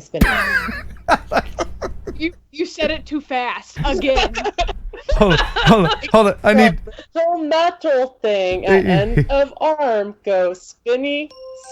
You see, Ashley, there's a little thing called a propeller, and it goes spin round and round. It makes it fly. It go fly up in the air. She dumbed it way down, didn't she? So the ESCs. Tell me that you've got real beefy ones on there for 3D because. Beefy ones. Well, I mean ESCs. If you're an FPV person, you know you can blow those out. That's like a weak link in the whole chain of things. I've blown a bunch out. I'm not even. Yeah. So when you're doing the 3D, when you're sticking to there, how is that affecting? How long could you have stuck there if you wanted to just go for broke? You think? About a minute and a half. Okay. Wow. Yeah, so this is the biggest thing with 3D is the ESCs. So like almost any motor can do it. You can actually use regular propellers if you just take two of your outboard propellers, either the front left and the right back, or the front right and the back left. You just literally flip them upside down, and now you have symmetrical thrust on your machine. I use special propellers that are symmetrical to give you that, thrust. Beyond that, though, ESCs I think are the biggest thing. Is that you really want to have a quote-unquote beefy ESC. That's my brand name. That's my brand name, Beefy ESCs. You can check my store. Buy the beefy ones. And I personally use the Hobby Wing ESCs and then T-Motor ESCs. I've been using 40 amp ESCs for the longest time, and I've been recently switching over to 60 amp ESCs. And it's actually really cool because with 3D, the amount of power it takes to get your motors to go from full throttle positive to negative is huge. because essentially you're dumping power into the motors to get them to lock up and start spinning the other way. So I'll see like a 200 amp spike on my drone as it's doing that transition switch. Where generally, if you're flying full throttle, you're pulling like 40, 50 amps. And it's not equal both ways, is it? No, it's completely symmetrical. Oh, it is. Oh, okay. Because I know you were Now I want you to tell Ashley what X class is. Will you tell Ashley what X class is? Is that the class before live? X-Class is this really cool thing where we have giant drones the size of tables with propellers that could cut your head off. Yeah. Going 140 miles an hour around a course. I got Zoe FPV to do baby talk. Yay me. To do baby talk and use it while saying "cut your head off." That's a first. Yeah. I first met Zoe in Maryland at an FPV meet. It was a pretty big meet with a bunch of people after the FAA protest in Washington, and you were flying something. I heard it before I saw it, and I think it was Will Brown that told me it was a Bandolero, the 10-inch. The 10-inch Bandolero. Holy hell, so man! That's right before you get into the X-Class range. It's a very amazing machine, and I'd never flown it before. But like I have a history of giant drones and racing giant drones. And so X-Class started a thing called Beast Class, which is a slightly smaller version of X-Class, a little bit more tight. And we basically are using these components. I mean, generally we use like 5-inch quads for freestyle. We're running like 13-inch to 20-inch propellers in X-Class, so a lot larger. And flying generally a little bit faster. I mean, my top speed right now is 147 miles an hour with an X-Class rig. And I got that record by accidentally what did you do? No, I burnt down a UAV testing center. What? I'm sorry. That's something to put on the old resume, isn't it? We had a race at a UAV Berkeley's testing center, and they hadn't cut down the tall, flammable grass.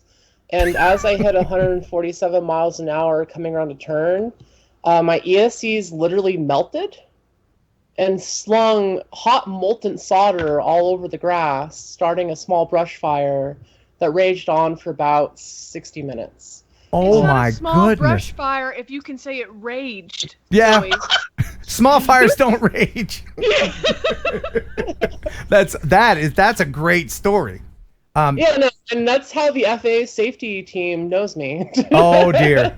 Well, let's all the way to the top. let's show Ashley and everybody else a little bit of you explaining what X-Class freestyle is. Guys, this is Zoe FPV. I think more people know you from your 3D background. So tell us a little bit about like what X-Class is and all that. Yeah, so X-Class is a community-based organization that's really focused on driving drone racing forward. Mini quads aren't the most spectator-friendly things in the world, and we like big drones. So we waited for other leagues to kind of open up and allow us to play with their toys, and no one was allowing us to play with their toys, so we built our own. In late 2016, we held our first X-Class AMA race, and that was a lot of fun, and since then we had a complete full season last year, and this year we're bringing it to racing tracks in California. The machines I brought with me have actually beat the times of cars on the same tracks. Well, Zoe, we're really psyched that you brought these monsters out here. Why don't you give us a demo of what they can do? Heck yeah, let's do it. So I can't play that music, but here she is flying. Now, Ashley, you haven't been into drones all that much. Are you a little bit overwhelmed at this point? Absolutely. Isn't this is just amazing stuff, isn't it? It's literally, when you introduced me to just photography droning, I was like, wow, this is such a vast community. But then the more I learn, I'm like, whoa, there's too much community happening. There's a lot. Like, it's a lot of different communities going on here. Yeah. And what a wonderful world we exist in. Hold on. I also just want to point out, Zoe, I really liked your shirt in that video. I loved that shirt so much. I wore it to death. That was like my uniform. That shirt, my space pants, that was my thing. Oh, stop. That sounds great. Got a super chat from Leonard. Leonard Oglesby. He says, I am 71. I got my first UAV in May. Now I'm seriously thinking about FPV.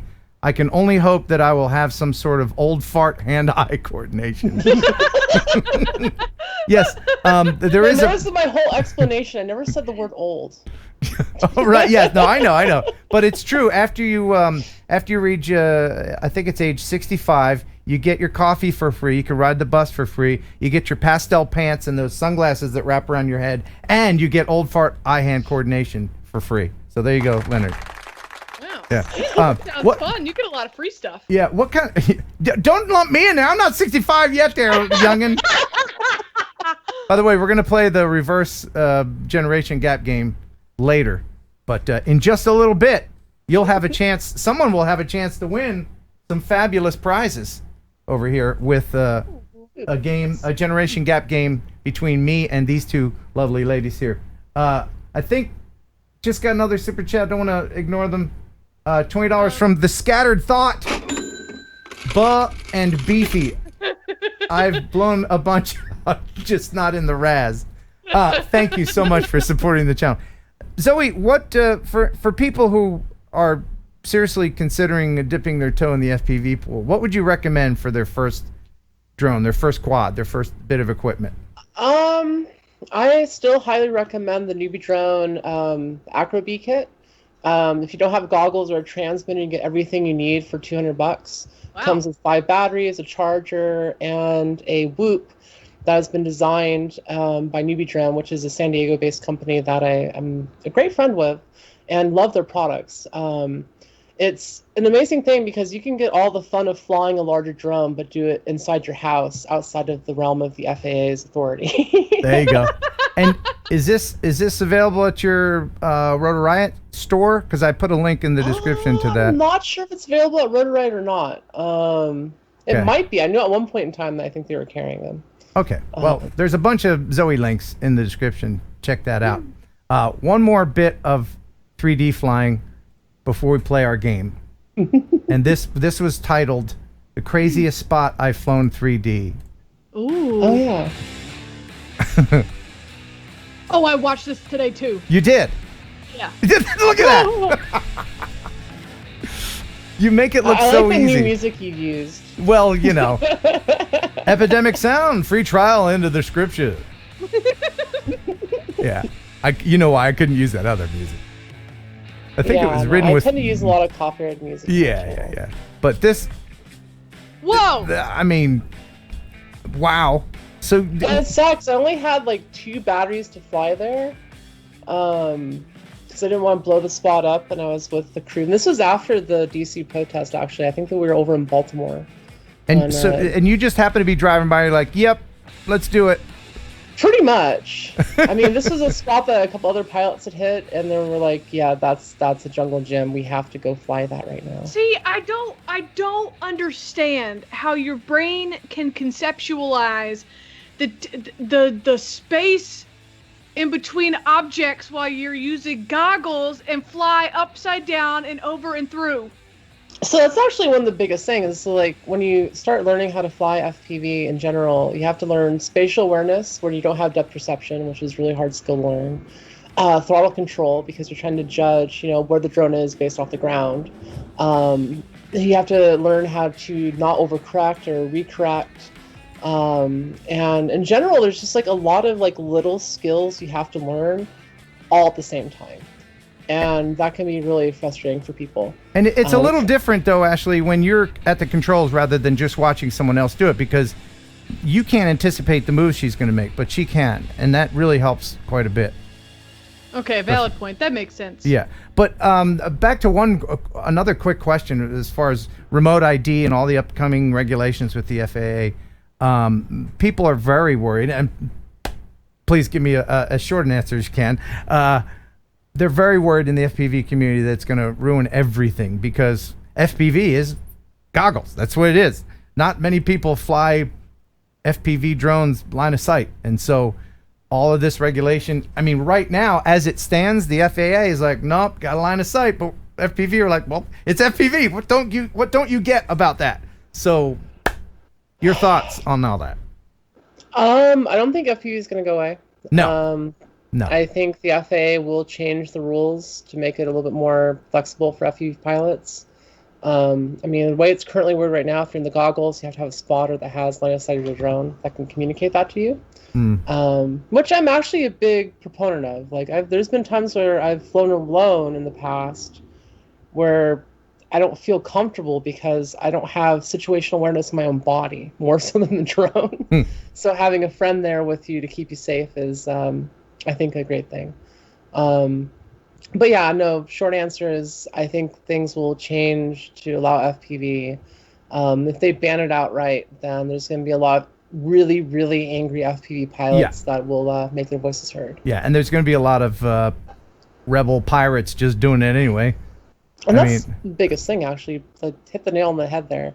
I know pretty much every pilot that I have talked to, if the rules and regulations do not really allow them to continually fly safely, like largely a lot of people have been doing, they're just going to keep flying anyways. And it's really sad that, you know, those people will be considered rebels or quote-unquote outlaws when they're just trying to have fun with this amazing thing that is FPV. And again, doing it safely. An FPV pilot has yet to kill anybody in the airspace. Even the X-Class, we have had 0 major, injuries with that. And it's one of those things where bicycling is more dangerous, rock climbing is more dangerous, walking on the street is more dangerous. And to completely regulate something away based off of potential fears instead of actual, hard facts is kind of insane. It is crazy, and people that don't understand something are very often frightened by it. I just hope... Loud drone's scary. Ooh. Yeah, I just hope that the FAA doesn't do that whole thing where we're just relegated to AMA fields and then those disappear. Because the whole point is to find cool places like you did and fly them, and just flying around the field, that ain't gonna cut it. Ain't gonna cut it, man. That's the biggest thing. What's actually interesting on that, because like the FAA started implementing the Lance system for hobbyists, and largely that was a commercial system where commercial pilots would request access to the airspace. There's been several spots here in San Diego. As a hobbyist, I've been able to request access to and get instant approval for that I would never think I'd be allowed to fly. For instance, like Ocean Beach, which is down the street from me. There is a huge swath of it where you can fly FPV drones around a pier. And it is completely legal, and the FAA accepts it. And yeah, it is a little bit of a hassle to use the Lance app, but it also is kind of like peace of mind that I can fly in a location. And they continuously, since I started using it, have added more and more locations that FPV pilots and pilots in general can fly their drones. Very good. So I understand the fear. I'm just hoping it's not going to really turn to AMA fields. Yeah, there's got to be voices of reason like you, and I hope that you get in with the Drone Advisory Committee. I really do. Thanks. So, would you like to play a game? No. No? Okay. No, let's do this. I don't want to play anyway. Nah, let's go ahead and play a game. All right. In the chat, go ahead and say, pick me. And Zoe will pick someone and just write their name down and then not mention who it is. And then Ashley will pick someone that she's never picked before, and she will also write down. So you're going to be playing for these people. And we're going to play a game called the Generation Gap Game, where I ask you questions about my generation. You'll see if you know about them. So once you get those, you got the people locked in? I'm still waiting for more pick-me's. Oh, yeah. I apologize for the lag of the chat, everyone. I know. Oh, jeez. Yeah, here it comes. Yeah, it's just started. Yeah, it's about 10-15 seconds of lag. Oh, my jeez. So, sorry about the lag, everybody. But I'll tell you about the prize. So, someone is going to win a filter set from Freewell. FreewellGear.com. Thank you, FreewellGear.com. We really appreciate it. These filters are high quality items, and they have them for all kinds of drones and cameras. These are for the Osmo Action. And now we go back to the ladies who have now picked 2 people to win. Yup. Okay, now don't you got them locked in? Okay, very good. All right. And now we start the intro. Back to the Future was before she was born. Never used a payphone, can't recall Desert Storm. Never played a cassette, never folded a map. It's time to play the Generation Gap. I have all these wacky intros left over from my radio days. Have you never heard that, Zoe? No, she never did. She doesn't watch TNL. She's too busy to watch my stream, man. She's too important. All right. So, you're I can't. you all right? Let's play it again. Back to the Future was before she was born. Yeah. Never used a payphone, can't recall Desert Storm. Never played a cassette, never folded a map. It's time to play the Generation Gap. Yeah, fantastic. All right. So I have 10 questions for you. And a lot of my audience, they're my age. Feel free to answer in the chat. Now, I'm going to trust you guys to not look at the chat. Stop saying pick me, chat. Oh, yeah. We're done with the pick me. We're done with the pick me. Thank you. It's the lag. So, Ashley, are you looking at the chat? You're not, are you? Nope. I'm putting the phone that has the chat Okay. on the ground. All right. On your honor system, Zoe, are you not looking at the chat? No, I closed the window. Okay, great. I don't Fantastic. trust her. All right. So, my first question is, on a reel-to-reel, you know what a reel-to-reel is? It's this, Yep. this thing right here. Yep. And use your name as your buzzer, by the way. Okay. All right? Which way does the reel-to-reel tape spin when playing audio? Ashley. Yes, Ashley. To the left. Is it clockwise or Zoe, counterclockwise, Ashley? Supposed to say your name. It's counterclockwise. Correct. Wow. Do you even have a reel-to-reel? She works at a college radio station. Do you even have a reel-to-reel there? I only used reel-to-reel once. Okay. And I never want to do it again. Okay. By the way, Zoe, you can, if she got that wrong, you could steal. So that's how this works. So yeah, you got your buzzer. She's seen Family Feud. All right. So the next question is, how does a pager work? Zoe? Yes, Zoe? Okay, so I need a pager has multiple buttons that you input the message. It sends it out over a telecommunication line. But how does a person who has a pager, how does that work? One pager has an inputted message. You basically have the ability to use multiple buttons to choose what you're going to say. And then that sends out a message over the telephone line to another pager. So you're saying the person with the pager can send a message to someone with another pager? Yeah. Ooh. What? No? Chance to steal, Ashley. So the person with the pager, it would buzz, and then they would get a little message that had numbers on it that would correlate to a letter in the alphabet. Okay. You're both wrong. Okay. All right. By the way, I had a pager, and I was cool when I had it. So if someone needed to get a hold of someone with a pager, they would dial a number. The pager is like a telephone. So the pager would go off, and then that would display that person's number, and then the person with the pager would have to go to a phone and call that person back. So it was the first color ID. No, because I could call your pager and put in any number that I wanted you to call me. If you're confused, ask drug dealers. I think they still use them. Joe Blaylock, thank you so much for $50. $50 freaking super chat. I love my Freewell filters I got from TNL. Thank you. Thank you, Joe. And now here is Ashley with a very heartfelt and special thank you for Joe. Joe, let me tell you something, buddy. Just me to you. Forget Ken, forget Zoe, forget everybody else in the chat. Yeah. We do this for you, Joe. If you did not show up, you know what we would do? We would shut down the stream because you are the only person that matters to me. My husband? Absolutely not. You? Absolutely. Just you. It's me and you, Joe. Forever. Yeah, there you go. Man. That's our Ashley. You throw it to her. She's always got something. She's a pro. All right. So here is the next one. All right? Yep. Remember, use your name as your buzzer.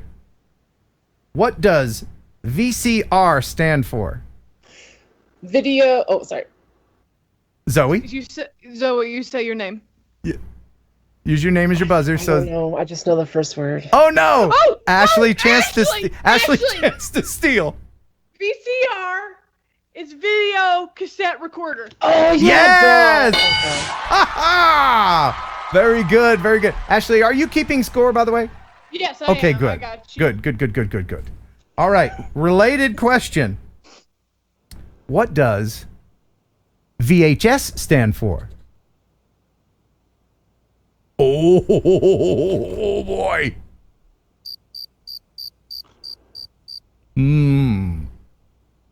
People in the chat got it. Yeah. Ashley. Yes, it Ashley. stands for Video Hybrid System. Chance to steal, Zoe. Video high fidelity system. Close. Video home system. Video home system. I will tell you the truth. I didn't know that until I Googled it today. All right. We were close, though. I want to give that to us. We were close. Yeah. All right. You ready for the next one, ladies? Mm-hmm. What is or was a crimping iron? Oh, Ashley. Yes, Ashley. Oh, let me tell you. Okay. It's like the grandma to the flat iron, Mhm. but the heated part was like this. And so then you'd squish your hair and your hair would go brr, brr, brr, brr, brr, brr, brr, brr, brr. It did that, didn't it? That's Like what that. it did. Yeah. Okay. That's it. All right. What's the score? I don't think so. Is Zoe on the I'm board pretty even? sure I'm losing at this point. Well, Zoe, you that's the first thing you got right tonight. Yeah. It's me 3, Zoe 4. But you know what? You're always a winner, Zoe. Always. All right. Here's the next one. Yeah, people in the chat are getting it. All right. Ashley? Yeah. Who, or both, either of you, who is Ferris Bueller? Zoe. Zoe, yes. A rascal. This is hilarious. I just love Ashley. Yes, Ashley? Ferris Bueller is that guy who needed a day off.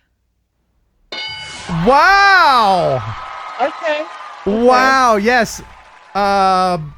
Who played Ferris Bueller's Day Off, yeah. Who played Ferris Bueller? This isn't a question. This is just, do you know? Me? Yeah, he's done movies recently.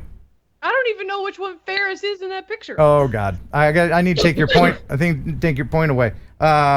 He was is a character played by Matthew Broderick. Matthew Broderick. Yeah. Okay. Here's the next one. Use your name as your buzzer. What was the Noid? I'm gonna get this. The Noid. N-O-I-D. Oh, Zoe. Yes, Zoe? It was a STD in the 70s.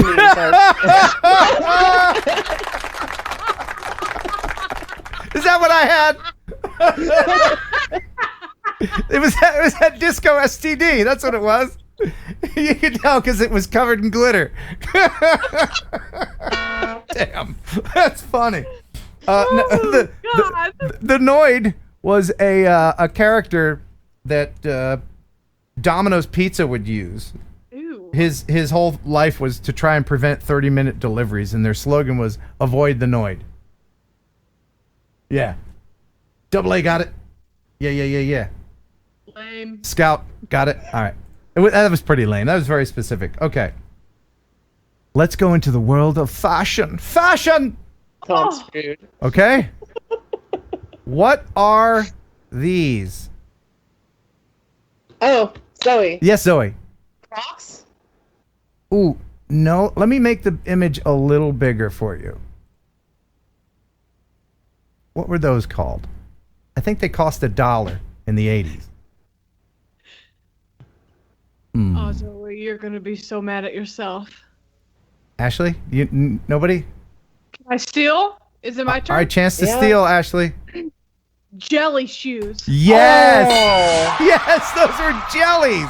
Wow, Ashley! Wow! I was thinking it. I just couldn't. Yeah. I wore those way past the time you should stop wearing those in life, and I got made fun of a lot. Oh man, yeah, they kind of did look like Crocs though. All right, 2 more. All All right, this is a history question. You should be able to get this. Okay. Who was Lady Diana married to in 1981?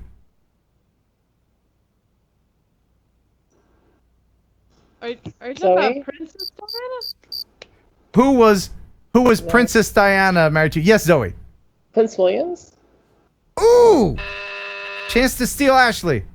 Okay, so since she said that, Charles. Yes, Prince Charles. Wow. Yeah, she was married to this dude. I mean. You really, the only way you can marry up and down at the same time. Sorry, England. Sorry. Sorry. Oh my God. There go all my English subscribers. All right. One last one. This is it. What's the score? I don't. What I is? don't want to tell you. What is it? It's bad, okay? I know about drone stuff, but I don't know anything beyond the year 1991. Yeah. It's me 6, Zoe 0. Okay, this one's for 7 points. All right. What is the name of this sitcom? Oh, Zoe. Yes, Zoe. Golden Girls. Yes, and you win. You win the whole shebang. Oh. Wow, what an amazing come from behind victory. All or nothing point for Golden Girls. What? That's my favorite show. No. All right. So at least you got on the board there, Zoe. Ashley, you did win. Who did you win for? I won for Zelly G to you. Zelly G to you? No, yeah. Zelly G to you. All right. It's ZELIG, the number 2, and then the letter U. Zelly G to you. All right. Very good. Congratulations. Make sure you email me here and remind me that you won because, I forget stuff because I'm old. Ken Heron Upload at gmail.com. I just have to say, I'm sorry, Jixter53. I was playing so hard for you. Oh, Jixter53. All right, I tell you what, Jixter53, we will give you a consolation prize, and that is a set of eyeballs for your drone. Okay, there you go. So you email me too. You are also a winner. We're all winners here, and thank you so much for being on with us, Zoe FPV. Yeah, that was fun. Although I realize now I know nothing about the 80s, 70s, and beyond. Well, what Ashley doesn't know about FPV. I mean, yeah. So you win there, but man, you just impress me and everybody with your skills, and we wish you the best of luck with the future. And I hope to see you again one day. I know that you're in California, so you won't be able to come to the minefield meet on my birthday. Yeah, but Ashley will be there. Yeah. Would you like to fly this, Zoe? I want to fly that. Like, I am almost willing to break quarantine to go out there to fly that structure. Yeah. Like, that is it's pretty very impressive. Beautiful location. Yeah, it's a propeller wrecker, isn't it? Yeah. Awesome. The links in the description for Zoe. Check her out and support her endeavors. Thank you so much for being on. Thanks, everybody. Happy 3 years. Thanks, I appreciate that. See you later. Okay, bye. Bye. She's so cool. Isn't she cool? She's the coolest. I thought you were cool until I met Zoe. What? Nah, just kidding. You're cool too. I also thought that. All right. So, man, everybody, thank you so much for all of your super chats and support. And now, I have to remind everybody who just joined us, your chance to win this Feiyu Pocket coming up at the end, the absolute end of the show. And. So I'm encouraging you to stick around for this. All right. Now let's get into some viewer videos, shall we? Yeah, let's do it. And then I got a couple of postcards. Man, the viewer videos this week are just fantabulous. If you want to send some, don't be shy. Ken Heron Upload at gmail.com. Make sure you include your music source that you used because YouTube will get its panties in a bunch if I use the wrong music. So that's why I use the right music, which is Epidemic Sound. Free 30-day trial in the description. Check it out. You'll like it. All right. Let's go to Zurich, shall we, Ashley? Yeah, let's absolutely. All right. You okay? Let's shall. You doing all right? I am Gucci, man. Are you finished your non-flammable drink there? You want to know what's crazy? This is actually just a Coke Zero from Arby's. Liar! I would prove it to you if I wasn't empty. You're too energized. Vegas Buck, man, hey! 777, thank you. Congrats on 3 years of awesomeness. Well, I mean, it's been 3 years. There have been some non-awesome moments. No, like what? You know that time that I remember and then that other time that it accidentally. Yeah, and then the whole time, awesome. That day where my underwear, you know. Oh God. Yeah. That wasn't awesome, but the rest of it, totally awesome. And thank you, Vegas. Yeah. Gregory Hurst, thank you, Hurst, with a $10 super chat, and I appreciate that very much. Your support means so much. It actually really does, because if I didn't do this, I don't know what I'd do. I have no other skills. I would have to go back to being a security guard. No, do it. Yep, I'd be a stool holder downer. All right, so this is from Jonathan Leal. It says, Dear Mr. Heron, I would like to enter this week's viewer video of the week. I made this video with my Mavic Mini in the daytime and in the night in low light conditions. I think it worked well. I call it Day and Night, filmed in Zurich, Switzerland. The music is from Epidemic Sound. Good job. Enjoy. Yours sincerely, Jonathan Leal. Check this out. It was made with the Mini. Ooh. I'm going to ask a dumb question. Ashley, you ever been to Switzerland? Absolutely. Tell me about it. Well, see, you got that big lake right there. Yeah. Next to Zurich that has those there boats. Uh-huh. Uh-huh. And it has that their train that you can get on it and Right. go see in them lights. Oh, Yep. boy, those lights. Okay.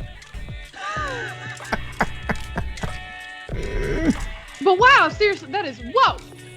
So many beautiful places in the world.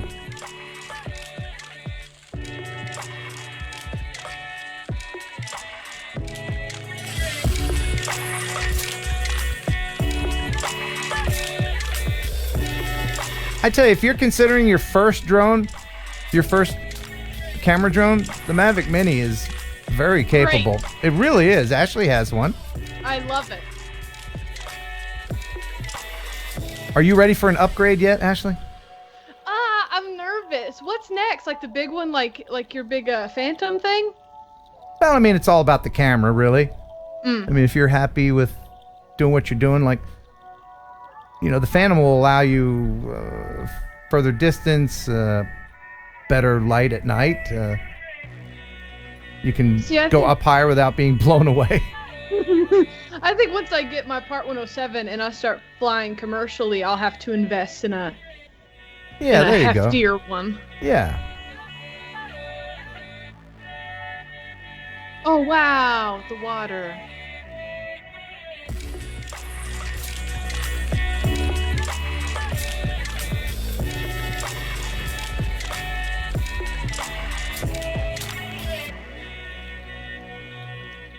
That was lovely, wasn't it?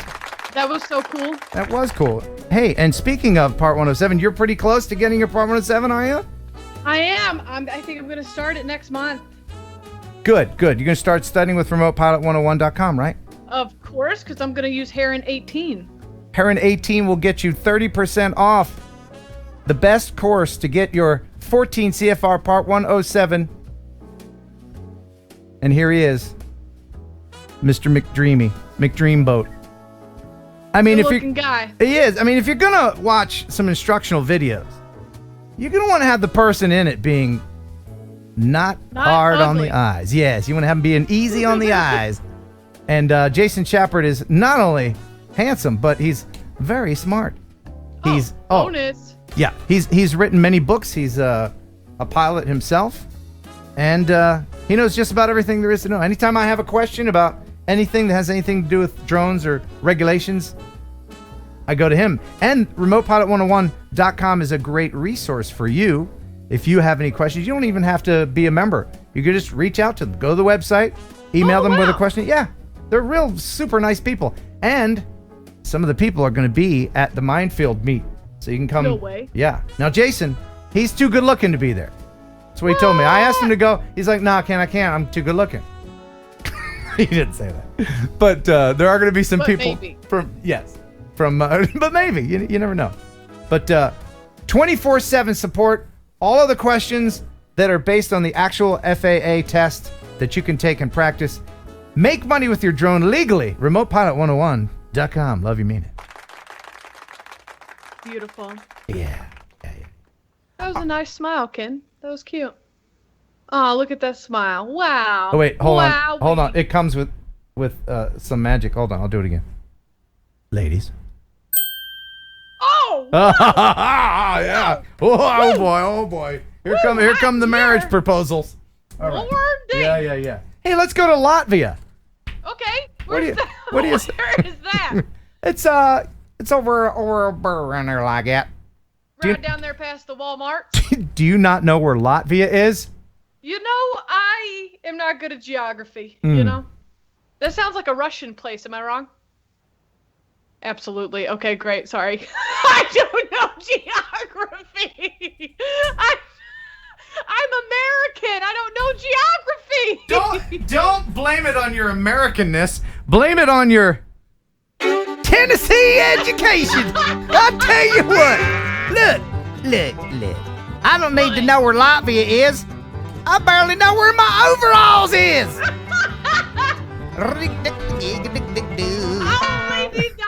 need to know two things. I need two things. I only need to know where Dolly Parton is and where the president lives, and that's all I need to know, because God bless the USA. Yeah, well, you need to know one other thing. What? You need to know where your spittoon is. Because you don't want to go spitting on them loose slacks. No. Yeah. All right. Back to Latvia. Lord, okay. Whoop, whoop, Ken, he says. Just from the oven, freshly baked, awesomizing and unforgettable Rundale Palace, located in Latvia. Dmitry Evmerov. And this is very beautiful. It's a palace with a great garden. Check this out. Whoa! Yeah.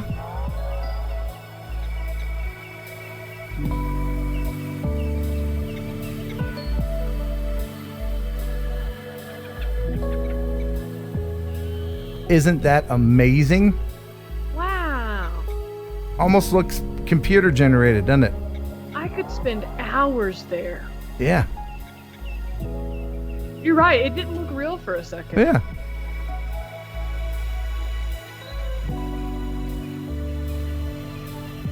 Someone has to go around and make sure each one of those trees is the same radius.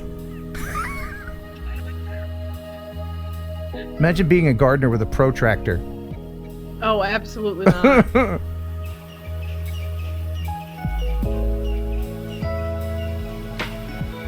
The odds are that I will live my entire life and then die not having ever gone there. But I get to see it, thanks to Dimitri. Yeah. That's a little amphitheater. Yeah. Wow. How many weddings do you think happens there? Oh, so many weddings. So many. That's a perfect place for a wedding. Whoa! Where did you get married? I got married in Paducah, Kentucky. Oh. At a hotel. Marriage capital of Paducah. The hotel. So romantic. Where did you get married, Ken? I got married in the hell, I forget. I did get married though. No, I got married in Alabama. I forget the name of the town. It was some chapel. And the only thing I do remember, it was December 18th, 2000. And it snowed. It was like a freak snowstorm. Should have known. One snowflake comes down. Oh, you know what? Did I say I do? Let's just do a do-over on that. Anyway. Yeah. I don't have Any regrets? People in the chat, I'm sorry. Yeah, it's called Paducah. That's the real name, and it's not spelled how you spelled it. It's spelled Paduch. No, CAH. Yeah, okay. DUCAH. Oh God. Oh, now you gotta Google it. What did we ever do before Google? I spelled it in the chat. Paducah. Paducah. It's named after. I don't know what it's named after. Sometimes I just like letting her talk herself into a corner. It's so easy for me to do. So somewhere in the room, there's a box of wine hidden. All right. Now, I mentioned this at the top of the show. Let's talk about Artco. Our buddy Artco, maybe he's in the chat. I don't know. And our buddy Sean Oz. They got together and they did a collaboration. Oh. Because I think they both live in Colorado. Artco's in the chat, but Sean isn't, because Art just sent me a message saying that he actually had to have his appendix removed. Sean did. Sean did? Yeah. Probably from all the stress of ruining Art's drone.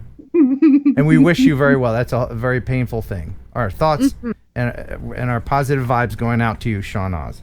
So Art sent me an email. Hey, Ken, here's my collab video with Sean Oz when my Mavic Air went into the lake. Enjoy. I don't know how I can enjoy that, but I'll play it anyway. Here's the part of the video where it just happened. Now, there's not actual video of it going in, but here is the aftermath. We were bringing the Air 1 back, and my dumbass, you can believe that if you want to, mixed up the height and the distance on the Go4 app. So guess where the drone is? You want to tell them, Mart? It's in Lake Arbor. It's in the lake, about 15 feet from shore. We got a stranger over there waiting out, trying to find it for us. And in the meantime, Art is going to be the new owner of an Autel Evo.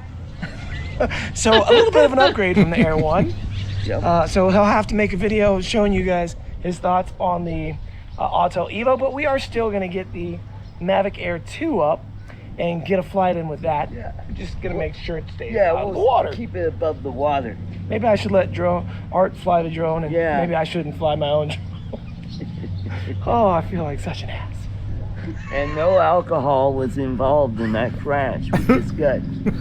It's just really 7 years, and I've never crashed in water. I'm the guy who brags about flying over water and how awesome it is. Yep. There's nothing worse than crashing a drone in water, but crashing someone else's drone in water, that's a horrible feeling. Here's my question for them. Yeah. Is Sean said that there was a nice stranger wading out into the water to retrieve the drone. Yeah. If he crashed it, why didn't he go get it? Well, maybe someone offered to help, and there's a lot of helpful people in the world. I don't know the rest of the story, but I do know that it's Sean. What a great guy to just replace Art's drone on the spot. Art hasn't had a lot of luck with drones. In fact, last night I was on Ken Dono's channel, the original Dobo. He's celebrating his 30,000 subscribers. Way to go, Ken. And he has offered a new Mavic Air 2 to our buddy Art. So, yeah, so Art will not be droneless, thanks to the generosity of this wonderful drone community. Aw, that's cool. Yeah. All right. Oh, my goodness, the show is long. I apologize. Everybody still having fun? We good? We still on board? Everybody good? We good? Yeah. Okay, good. Good. All right. So, back to a little FPV. Yes. This is from Casey Reitzman. We've shown videos from him before. He's a great cinematographer with the drone. He says, hey, Ken, I've been flying FPV for a little over 2 months, and the other day I drove by this crane with no one around and just had to stop. I only had 10 minutes, but it was the best 10 minutes of my life. Check this out.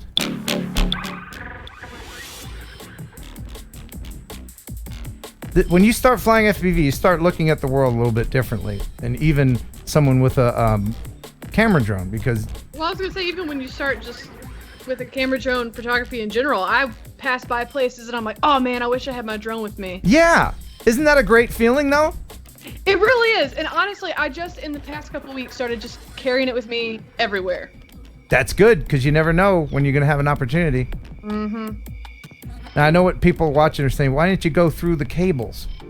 Well, depending on what kind of drone you have, some of those cables are real small and you might not see them. I know this firsthand. When I tried to do a power loop around a similar crane and crashed on a construction site, and I had to climb a fence. That was no good. But there you go. Very good. Wow. Yeah, thanks, man. That's from Casey Reitzman. Thanks for sending that in. Again, if you want to send something in, you can do it. Send it here. KenHeronUpload@gmail.com. All right.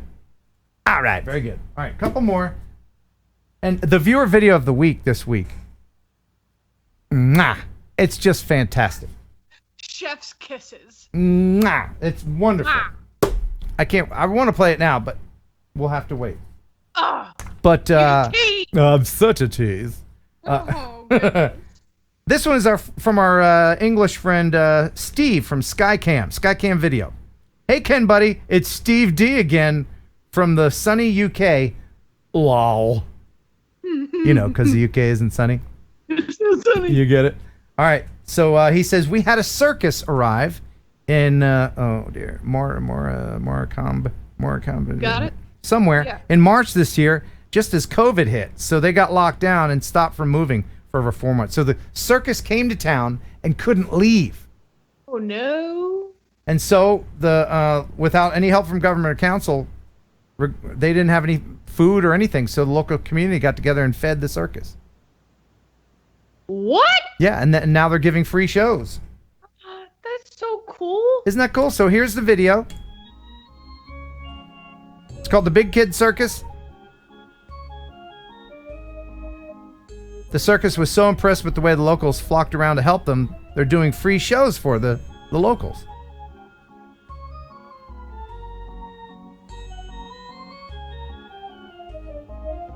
They even let them fly inside. No way. Yeah. You know, I've never been to a legitimate circus. You've never been... Come on, you've never been to a circus? Nope. Why? I don't know of any real circuses around here that even travel to this area. By the way, the plural of circus is circi. Oh, excuse me. Yes. I just made that up, I think. No, I've never in my life been to a circus and or circi.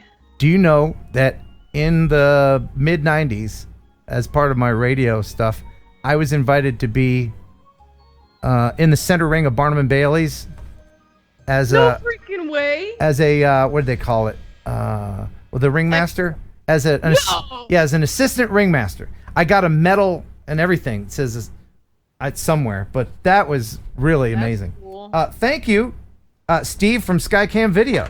Appreciate that. That's Speaking awesome. of thank you. Yes? We got a super chat. Hey! Gregory Hurst, $10. No message. Keep making great content, Ken. I will. Speaking of content, I have a video that's gonna, as they say, it's gonna drop right after the stream, yo! Womp, womp, womp, womp, womp. Should I share a little bit of it? I think I should. Because I need to bring in our next guest who has been patiently waiting. Oh, God, his name is Jamelle. We had another guest. Yeah, I know. Jamelle is in Atlanta, and I flew there, and I'm going to bring him in as Ashley tells us a really funny joke. Oh, God. Yep, you're right. I'm going to have a joke, and the joke is loading on my phone currently. You always have to be ready with a joke. I was ready for a joke when we brought Zoe in, but then we started talking. Anyways, why do we tell actors to... I've already said that one. You want to know what's a joke? Me. That's the joke. Alexa, tell me a joke.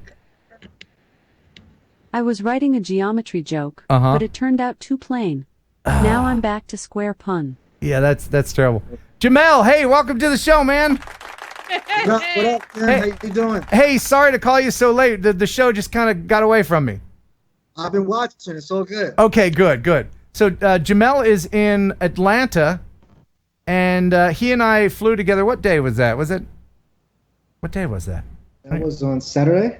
Okay.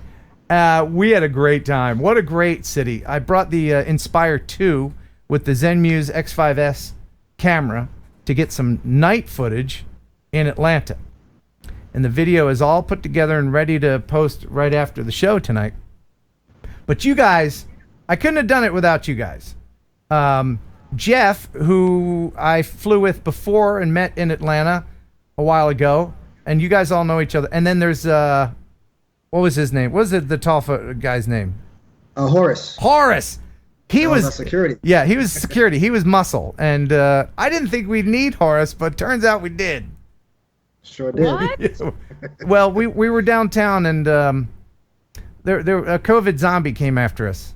No way. He got a little mouthy. He got a little bit of talking, and we were trying to film it. Like, hey man, come on. Anyway, You had him with the 1 2? no. Horace was just like, he was laughing at him. Anyway, so do you have a YouTube channel, sir? I do. I don't do a lot of work on that. I do more Instagramming, but my YouTube is under Precision Landing. Okay. So I got a couple real estate videos out there with my drone and my iPhone, just filming properties. Yeah. And that's how I started to get started. So I'll move on and, do better content. Right. With better gear and better toys like we got. Yeah. So it'll continue to grow. So follow me now because later on I'll be better. Yeah, I'll put a link in the description afterwards. What kind of drones do you have? Uh-oh, headphones came off. Oh Lord. Oh Lord. And we're back. All right. What kind of drones do you have, Jamelle? I got the Mavic. My baby is my Alpine White Mavic Pro. So I caught that one from my Apple special for my beautiful wife for a Christmas gift. So I was able to get that one, and have the Mavic Pro 2. Okay. So my 2 drones right now. Yeah. I had never seen an Alpine White Mavic before I saw yours and held it. It was like holding a unicorn. I didn't know they existed. It was really cool, but it was offered by the Apple Store for a time. Is that right? Yeah, they had a special like during the holidays, like for Black Friday. Mm-hmm. I believe that's when they released it. I think in 2017, if I'm not mistaken. But you don't want to sell that, do you? Or do you? Sometimes I go back and forth. I struggle with that one. I struggle. Because if I sell it, I want to get another drone. I want to get a better drone. But it's something about flying that Mavic, man, that it's nothing, no other experience like it. There are probably better drones with better cameras and things of that nature, but I'm a Mavic guy all the way. I love flying my Mavic. Cool. Well, I'm going to share. I'm not saying no to offers. I'll take an offer. If there's anybody watching that's interested in an Alpine White Mavic, original Mavic, let me know. Email me. I'll email Jamelle. So I'm going to play probably just the first minute or two of this video. And then shortly, about an hour after this stream ends, well, here in about 40 minutes, it's going to post. This is a long stream. I apologize. But here is us guys in Atlanta with the Inspire 2.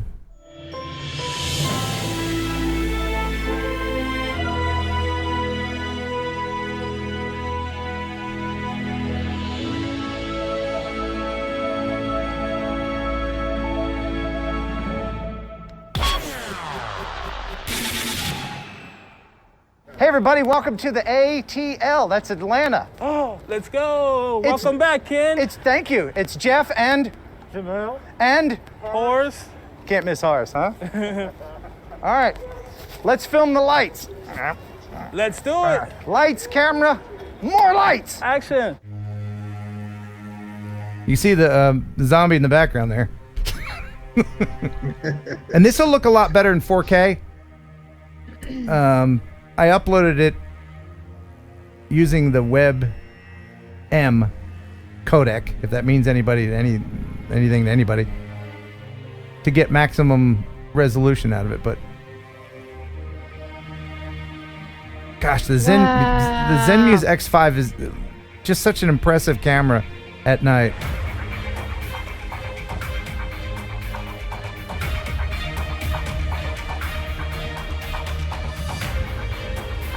Your thoughts, Ashley?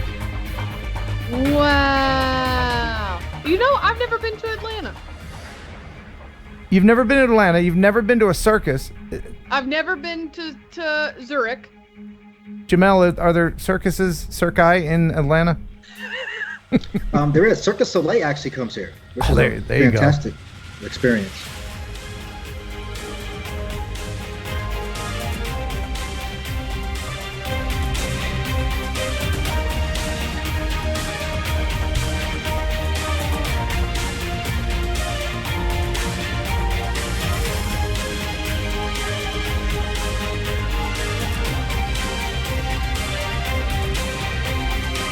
Wow, look at that.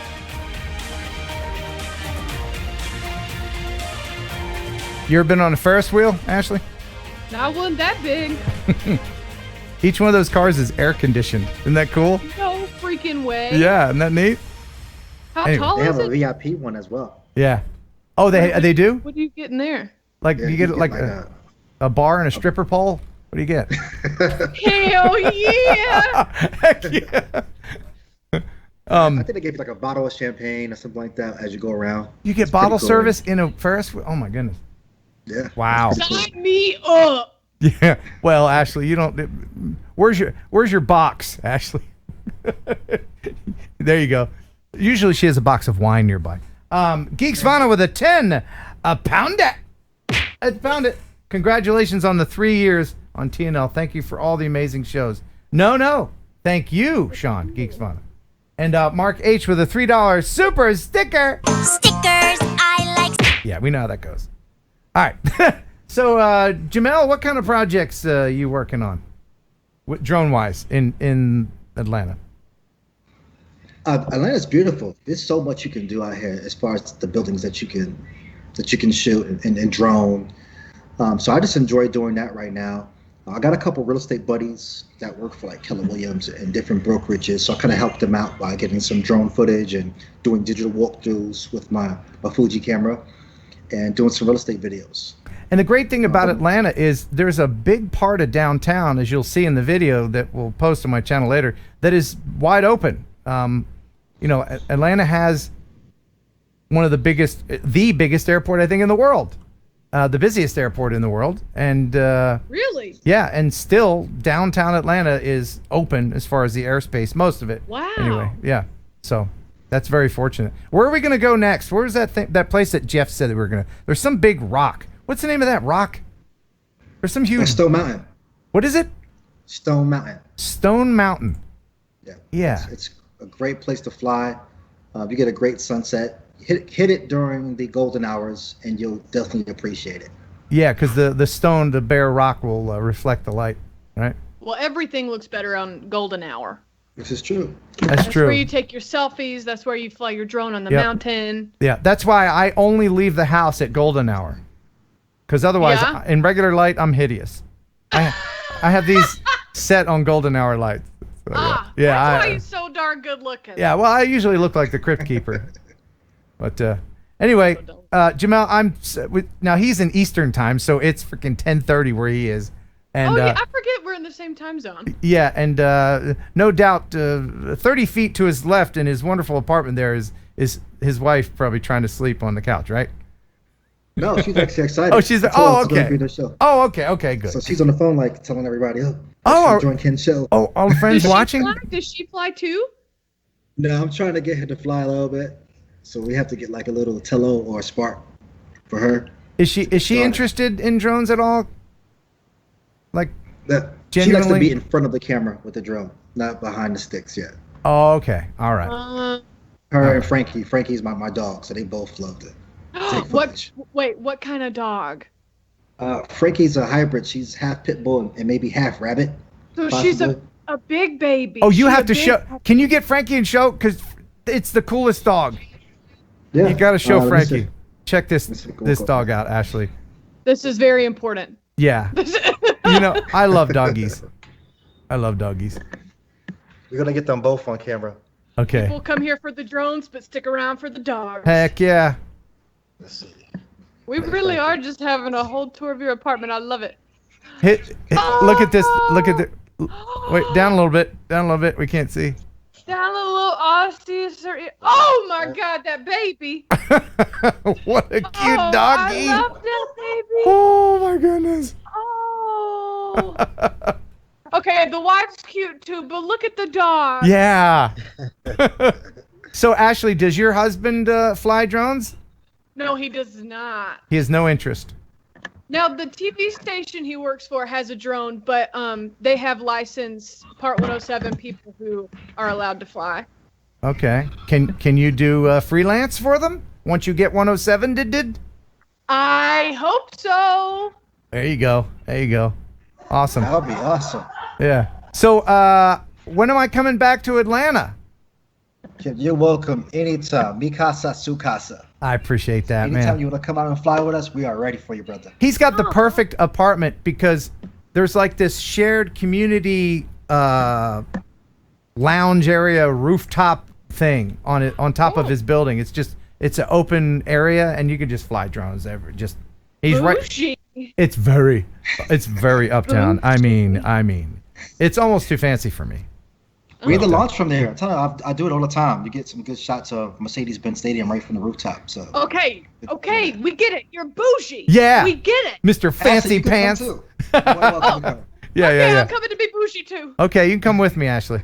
All right, awesome. Jamelle, thank you so much for your help with the video, and good luck with everything. We'll talk again soon, and I'll be back in Atlanta probably before the end of this summer, man. Thank you. Awesome. Looking forward to it. My pleasure. Thank you. All right, see you, nice bud. to meet you as well. Nice to Have meet a good you night, too. guys. Okay, sorry about the resizing of everything. Wow, yeah, Skype is starting to give up the ghost. All right, it's trying to tell me that the stream has been too long. Craig Meir, thank you so much for the $20 super chat. Denise is watching you. I thought I felt Denise's eyes upon me. Oh, that's Denise. So yeah, sometimes. Do you like Denise? Well, yeah, but not when she's just staring at me. You know, sometimes I start getting like a hive, like the hives, no. and I'm like, oh, it's Denise again staring at me. Your dip naps start to it's a- chafe? My what? My what? Your nip naps, your nip lays. Is that a product? No! Okay, because I know there's, what do they call those things? Pasties? Those kind of things that women wear so they don't get chafed. We don't need to go into detail, but I'm aware of their existence. Tony Stage? Stagig? He told me how to pronounce his name before. I can't remember, but thank you. 1560, a dime per show. Beats a blank. Yes, thank you. 3 years, 156 weeks. Man, he did the math on that. That's crazy. Thank you, Tony. All right. Very quickly, I gotta do. What do I gotta do? Oh, that's right. I have to reveal who's gonna win this camera. I have two. Oh, yeah. I have two cameras to give away. I'm gonna give this. People have been asking about it in the chat. When are they gonna give the camera away? They're just yakking about nothing. This is blah blah. Fayou Pocket gonna give this away at the very end. At the very end, after we say goodbye. Oh. And then we're chitty chatting. We're gonna come back after. I want to see how many people stick around to the bitter end. But first, a company called Acaso gave me this camera. This is the Brave 6 Plus camera. Makes a cool noise when you turn it on. Check it out. Could you hear it? Oh, cute. Yeah, it's a great little action camera. It's got a monitor on the back.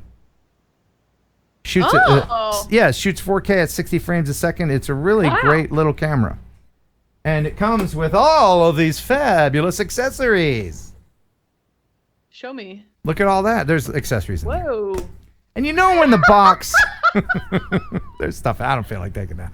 But you know when the box is fancy enough that it has a magnet and it does that? Oh, I you know those love boxes? that. Yeah. Well, I love it. that means that it's good stuff in there. That's if they care enough to make a fancy box. Look, if they care enough to make a fancy box. I'm gonna be buried in a fancy box. All right. Oh my God, that's so morbid. It's random, right? I'm getting tired. God. All right, so all you had to do was send in your buh and your buy. This is the buh and buy contest. If you've been sending in, no, I didn't get that many entries. But what? Yeah. And I've been including other people saying buh and buy on video at the end of my videos. And you can continue to do that. You can send them here. Send your buh and buy video. It can be up to 20 seconds in length. You can add whatever you want. Ken Heron upload at gmail.com. And the winner of the camera is the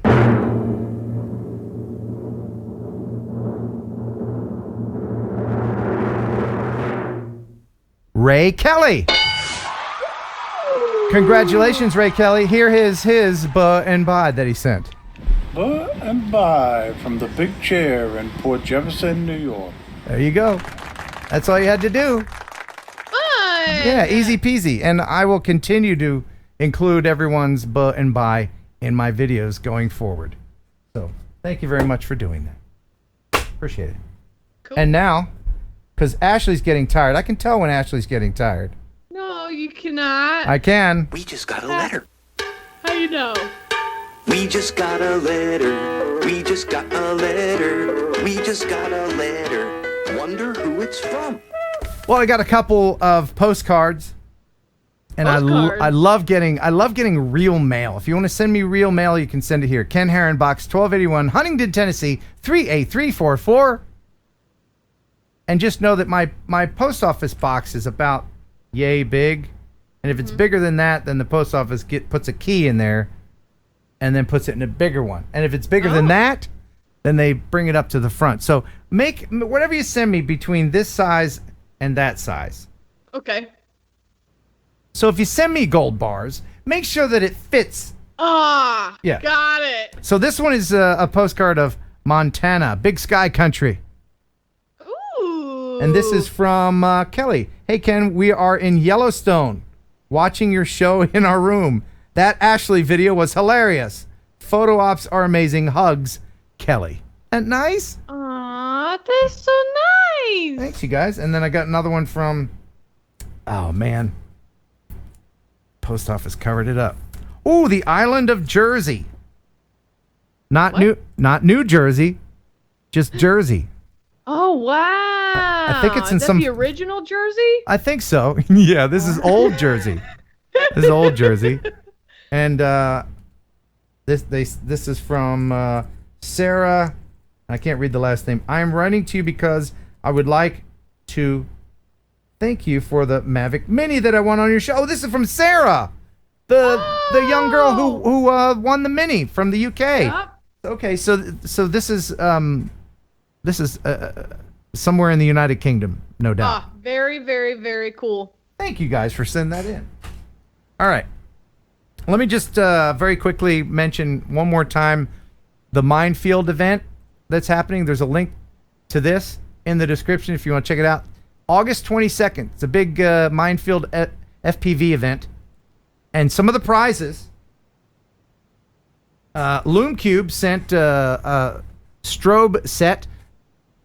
This is a 3-pack. You can get one. They were like $49. Now they're $10 off.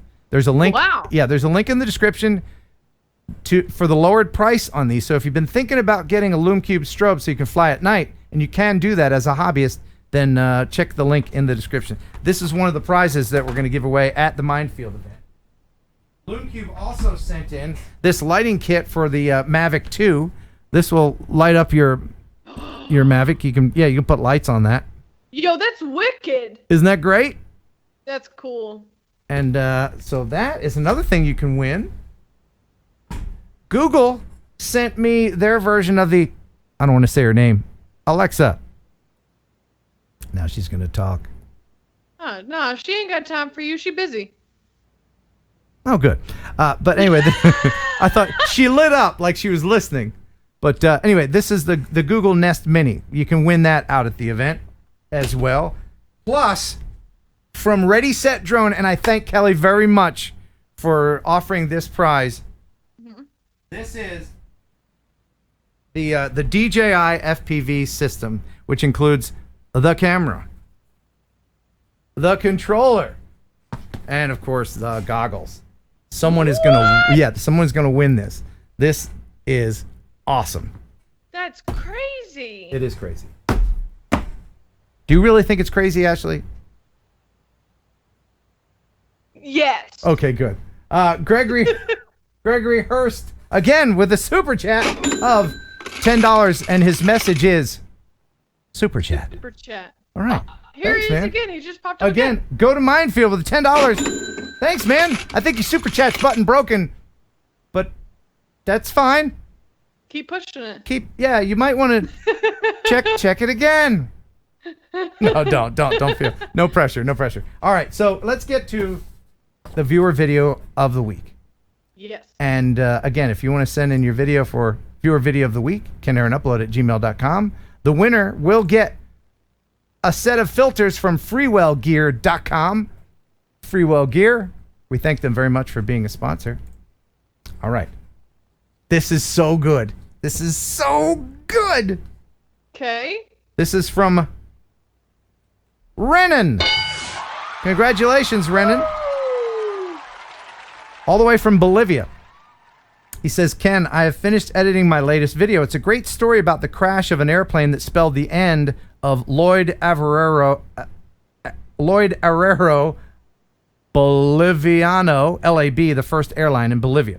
The government wanted to kill this company, and this accident was the consequence of the flight and the final battle for control of the airspace in Bolivia. Such drama. Your friend, Renan. It's the viewer video of the week. It's very interesting. Check it out.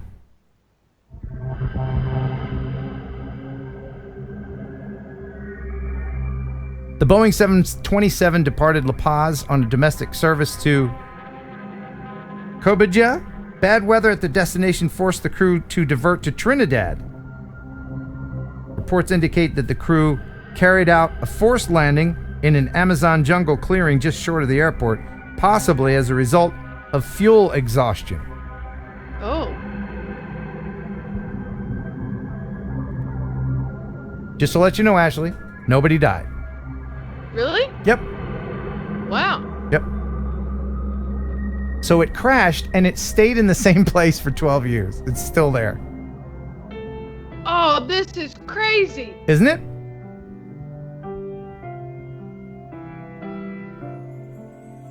Wait, how do you crash a plane and not die? With skill. Oh, okay. Yeah. But I guess the salvage money wouldn't have been enough. It would have been cost more to get that out of there, huh? I guess. That's so crazy. So they just left it.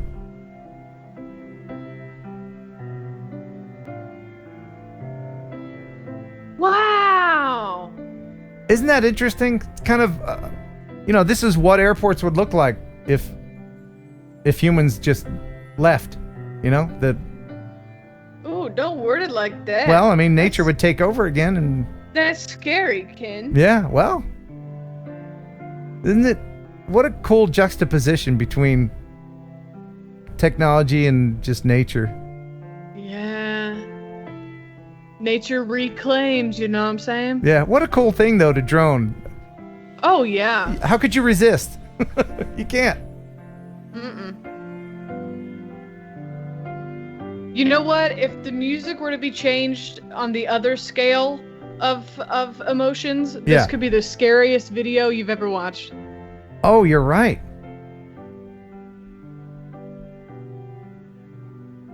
Make it some scary music.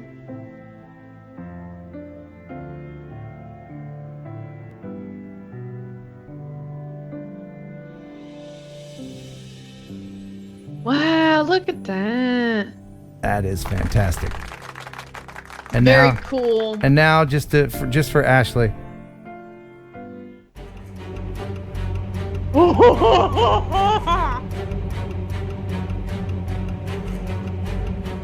Or how about this? Oh, that's good. Oh, that's scary. You like that? You know what would make it even better? What?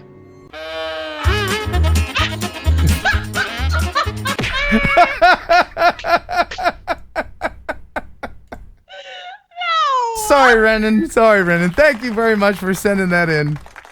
Didn't mean to fiddle with your art. It's Ashley's fault. I blame Ashley. Sorry, that was me. I did that. Yeah. Well, the stream's almost over. I saw somebody mention this back there. This is my newly built drone. This is the one that I'm going to try to keep intact for the minefield meet, but it's such a great flyer. I'll probably break a couple of propellers before August 22nd, but man, thanks to my friend Chris for building this for me, because I watched him build it, so I kind of helped, right? But it's kind of like your kid helping you with dinner. You helped. Yeah, I helped. You did a good job, Ken. Did I do a good job on that? Oh, that's really good. All right. Anyway, thanks everybody. It's been a wonderfully fun and long third year show, 156 shows. I will endeavor to continue to do this for you. Until you die. And wow. Where? Got dark all of a sudden. Now it's up to you, Ashley. Should we? I know you want to go and sleep because you're an old person. You want to watch the wheel and go to sleep, and you're yawning. Should we give away this camera now? I say yes. Wait, but hold on. Yes. Should we? Let me take your offer and counter offer you. Should we razz before we do a giveaway? In 3 years, I've never forgotten, but I almost did. Oh my goodness. Let's head into the chamber. Goodness. Thank you, Ashley, for reminding me about the razzie. Perhaps it's me that's tired. Have you done the razz every single show, Ken? Just about every single show. I love it in here. It's a wonderful place to be. If you've never been in here before, welcome to the Raz. It's a delightful place where there are no rules. Nothing bad can happen. We're all naked. That rash is cleared up. You don't need the Valtrex. Everything is good to go. Yeah. But there is one rule and one rule only. Ashley, what is that rule? Thou shalt not fart in the rails. Oh! Phantom Flight 101! Shame on you, Phantom Flight 101! Breaking the rule, the Raz rules. They're clearly posted. No farting in the Raz. Goodness. Anyway, let's go ahead and give this thing away. All right. We're not doing Pick Me. We're not doing that. I know this is the Pick Me music, but that's not what we're doing. So, I want this to go to a true fan. Oh. All right, so what I'm going to do is I'm going to ask a question that only a true fan would know. And then what I'm going to do is I'm going to say goodbye. We're going to do our goodbye thing, and then we're going to let the little post-show roll thing while everybody answers. And then I will come back at the very end and reveal the winner. How about that? Okay, yeah, that's fun.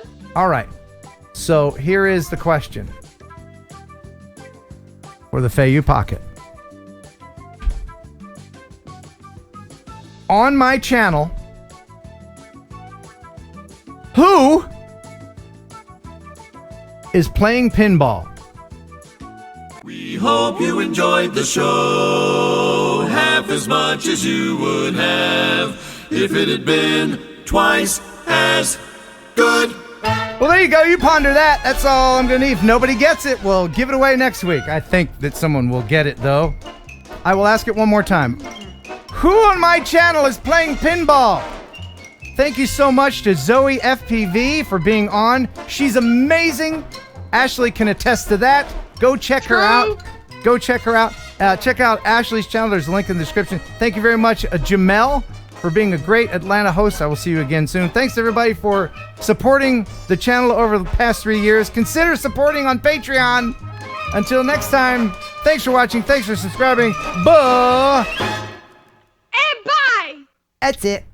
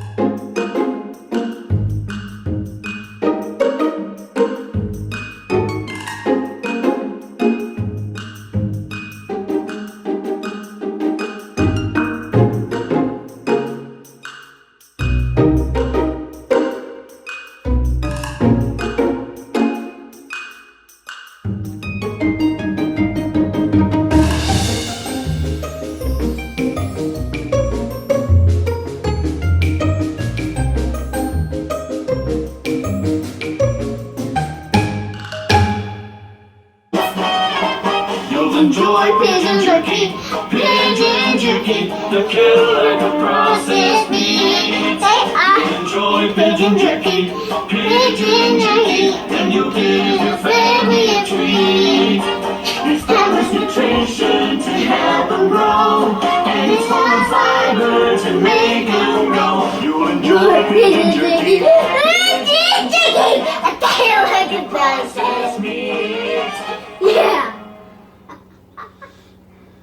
That was so funny. It's all you. Oh. It's all you.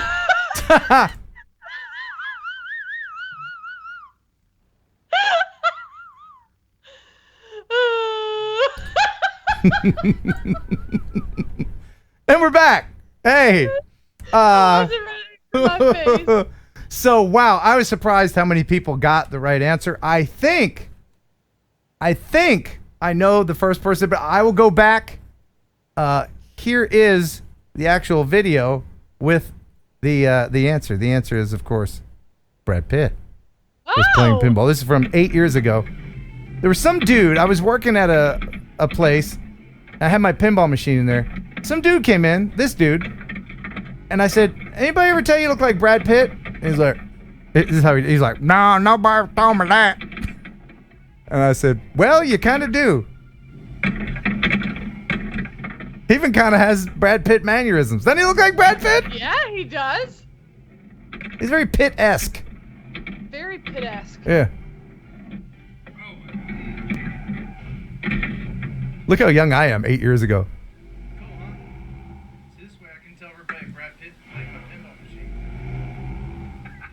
This guy looks just like Brad Pitt. Doesn't he?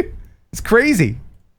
But anyway, there you go. Congratulations to...